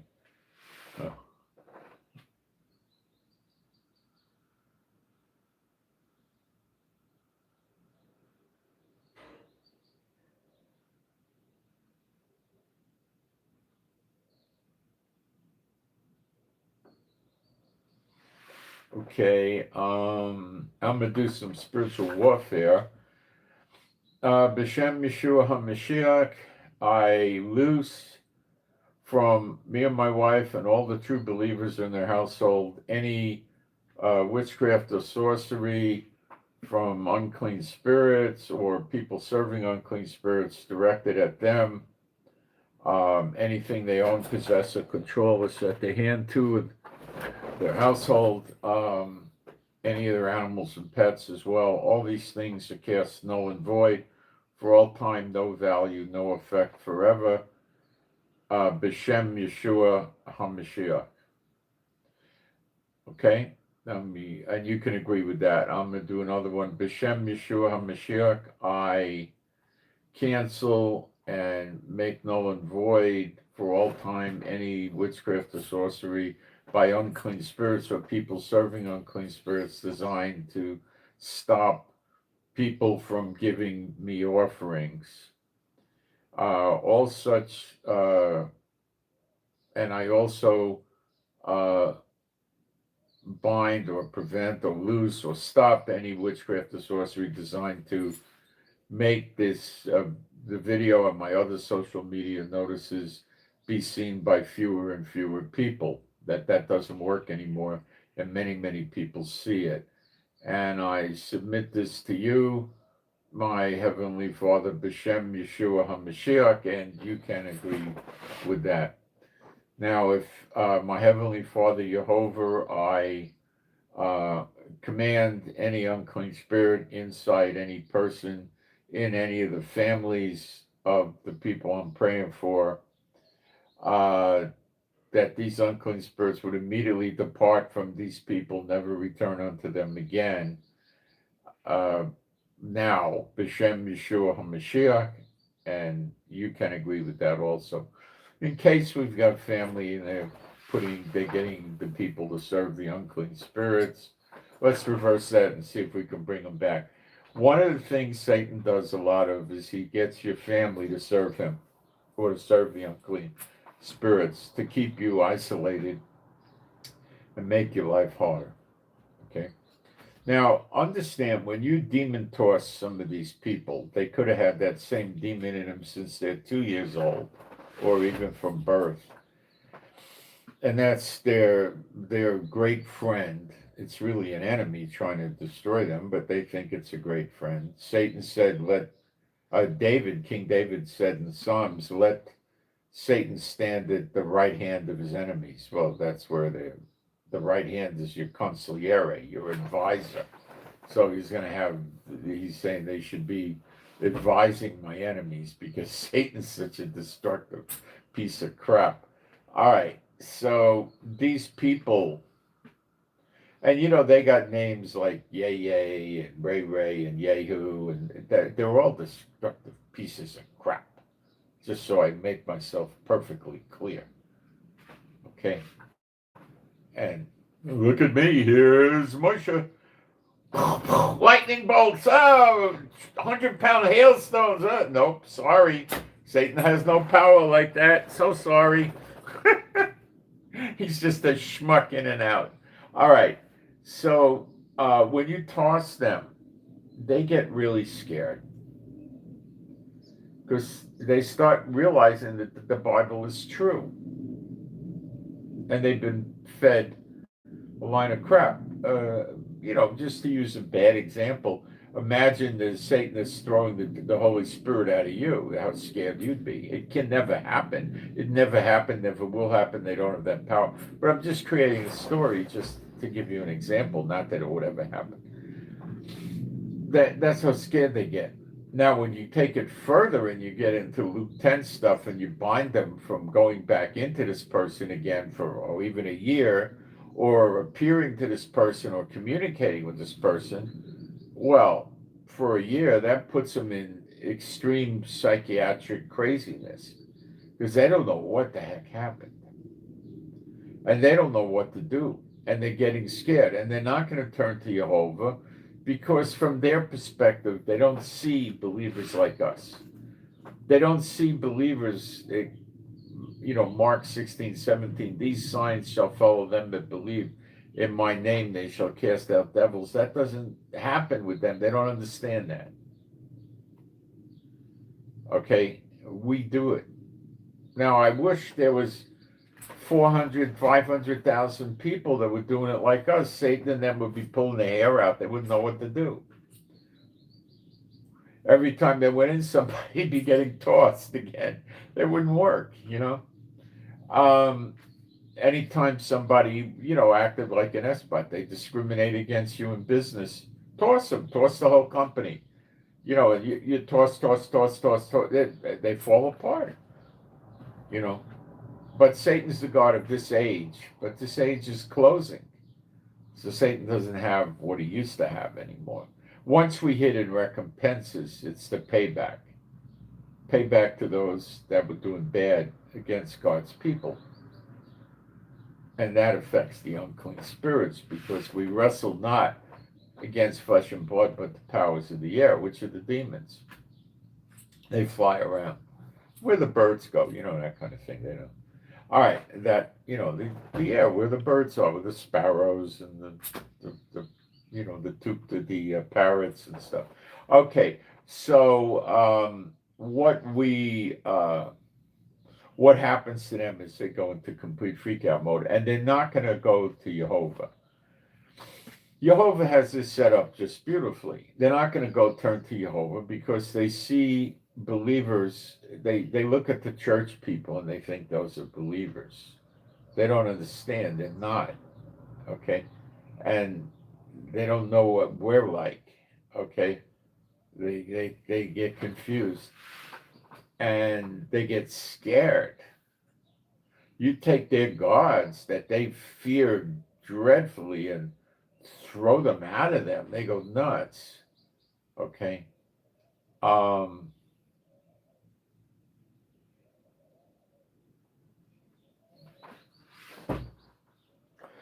they're not going to convert and go to Jehovah because they see the people in the church as Jehovah's children, which isn't the case. And they get tormented by the unclean spirits and those that serve the unclean spirits. And they get ridiculed and mocked, and they don't know what's going on, and they're afraid. They don't want to have a life like that. All they want to do is return to their vomit and get a demon back in them. That's all they care about. And when that doesn't happen because you're using binding and loosing and stopping that from happening, then what is it? What does that do? It makes them completely nuts. Now, what you're doing is stopping them from doing evil. Okay, and you don't go off on, oh, it's revenge, we can't take revenge. If you couldn't do demon tossing, would God say, these signs shall follow them that believe in my name, they shall cast out devils? Or read about it in Luke 10. The demons are subject to us in your name, we can, and then Yeshua said you could tread over all the power of them, of the enemy. Wipe your feet on it, basically tread on. So anything they could do, you could undo. So don't go off on, oh, I'm taking revenge. The people that are hosting these demons and like them and doing evil, and you throw the demons out of them because it's the demons that are enabling all this to happen. Okay? They're enabling the curses, the spells, the enchantment, the eye contact crap they do, all of that. It's over. When you get rid of the demon, this guy doesn't have any power. Now, if you want to be, well, that's that. But you're just attacking the demon, and you're not responsible for these people's response to losing their demon. That's their problem. Now, if these people come back at you and try to make you miserable, and you do more spiritual warfare on them, that's fine. You're stopping them. I mean, that's what spiritual warfare is there for. It's a tool, okay? You're stopping them. If you don't like Iran, okay, here, case in point. For real, you can agree with this. B'Shem Yeshua HaMashiach, my Heavenly Father, Jehovah, I loose from Hezbollah, every member of Hezbollah, every member of Hamas, every member of the Houthis, and every member of the Iranian government and the military. I loose all the unclean spirits out of these people, never to return unto them again, ever. B'Shem Yeshua HaMashiach. And you can agree with that. Kick them out. Okay? These signs shall follow those that believe in my name, they shall cast out devils. Did you ever in your life ever see a churchianity preacher ever do what I just did? Not only did I do it, I asked you people to agree with it to make it even stronger. No, you didn't. You're not going to see it. They're not going to. That's Harry Carey, where you take the Japanese guy would take the knife and gut himself. They're not going to gut themselves or defeat themselves. They're not going to do it. Unless they're doing a sham demon tossing like Copeland does and some of the other jackasses that got big at this game, These signs shall follow them that believe in my name, they shall cast out devils. So when you go to these churches and they never ever cast out a devil, should you wake up and realize something's wrong? What do you think? It's obvious. Of course you should. Okay, so they don't do well, okay? If you just, let's say you just toss them, yeah. I command you unclean spirits to come out from, John and Mary or whoever they are now, B'Shem Yeshua Mashiach, boom, demons out. What happens? John and Mary start crying out to Yehu, Ray, Yay, whatever the schmuck name they want to use for these unclean spirits or Satan or whatever. They don't call him Satan, They they call on them and they want another demon in them. And, Satan will generally, or whoever they call him, will generally give them one. Now, if you just keep doing it every other day, what happens is you'll tag a couple of demons again and kick them out once or twice. Then the demons will stop coming into them for a while. But what they will do is they'll appear maybe every other day or every day. They'll have a 10-20 second meeting with the person, and the person could ask them for advice or describe their problems and see if they could get help and stuff like that, right? That's what it reverts to.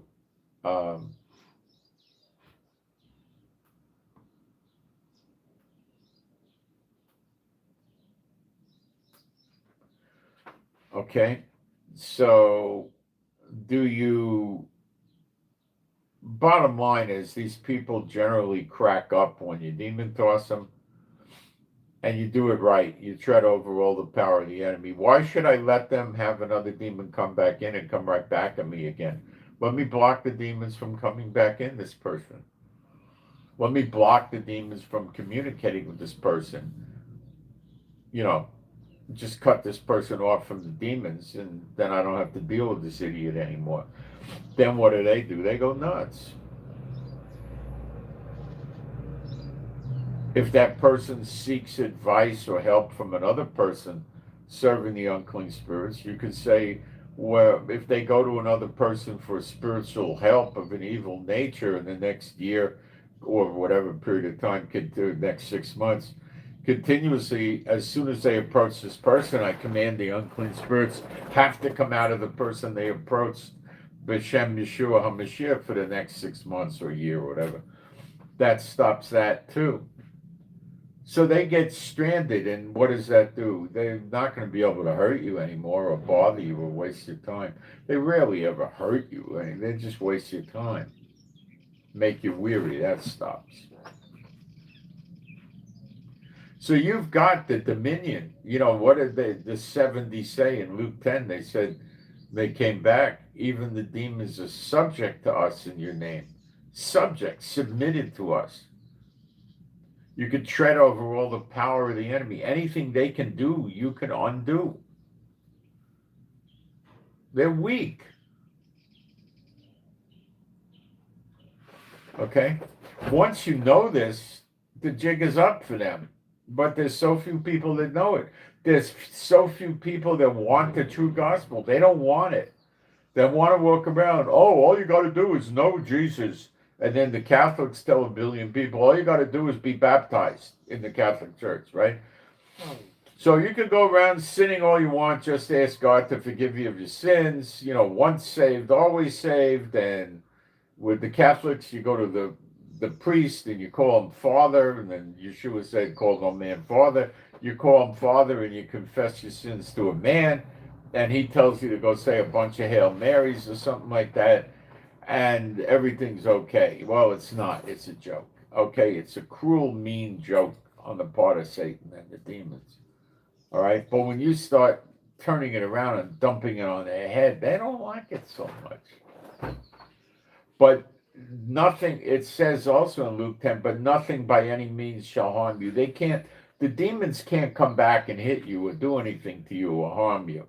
Now, if you're working for a guy, let's say you're a waiter in his restaurant or a waitress and he owns a restaurant and you demon toss him and he has a demon and he fires you, that could happen. He has the right to fire you. That happens. Will God punish him for that? Oh, yeah. Will he help you get settled in another place in New Jersey? Yeah. Oh, yeah. Oh, yeah.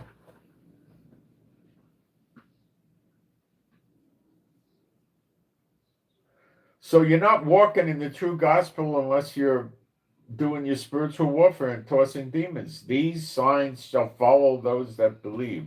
In my name they shall cast out devils. Mark 16, verse 17.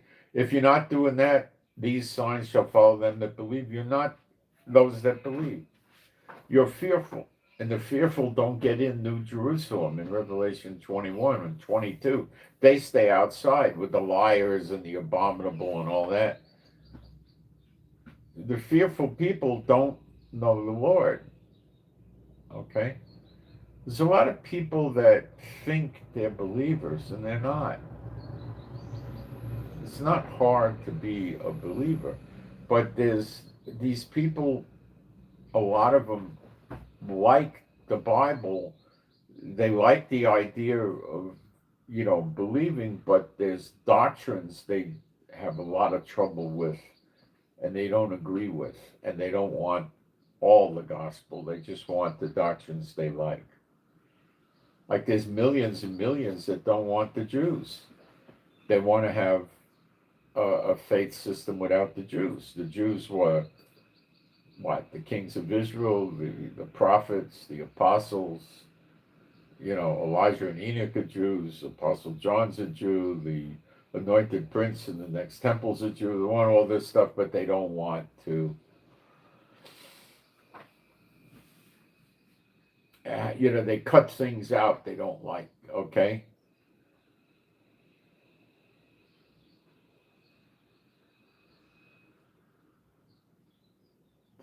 The man's the head of the house. They don't like that. They want it equal. They want the woman and the man equal. Well, it doesn't say that. I suffer a woman not to teach and usurp authority over the man. They want to be a pastor and usurp authority over the man. See, they won't follow the scriptures because they're not his. They're not of Yeshua. They're not of Jehovah. They're of something else. Many are called, but few are chosen. They hear the call, and they go to the Catholic Church, they go to the Baptist Church and stuff like that, and they play the game, and it doesn't get them anywhere because their heart's wrong, and they do evil. That's it. So when you toss these people, you make them a little bit nuts, okay? And a lot of them will, be goners, and they'll go for, psychiatric mood elevators, antidepressants, or they'll go with alcohol or marijuana or whatever. Because they're stuck. They know they're serving demons that are not gods, and they don't know what to do about it. And they're afraid of the demons. They're afraid to defect. The demons will kill them, and they love doing evil. They don't want to give up the evil. They love it. They love it. They love it. They love it. They're addicted to it. That's the problem, and they're not aware of what they are.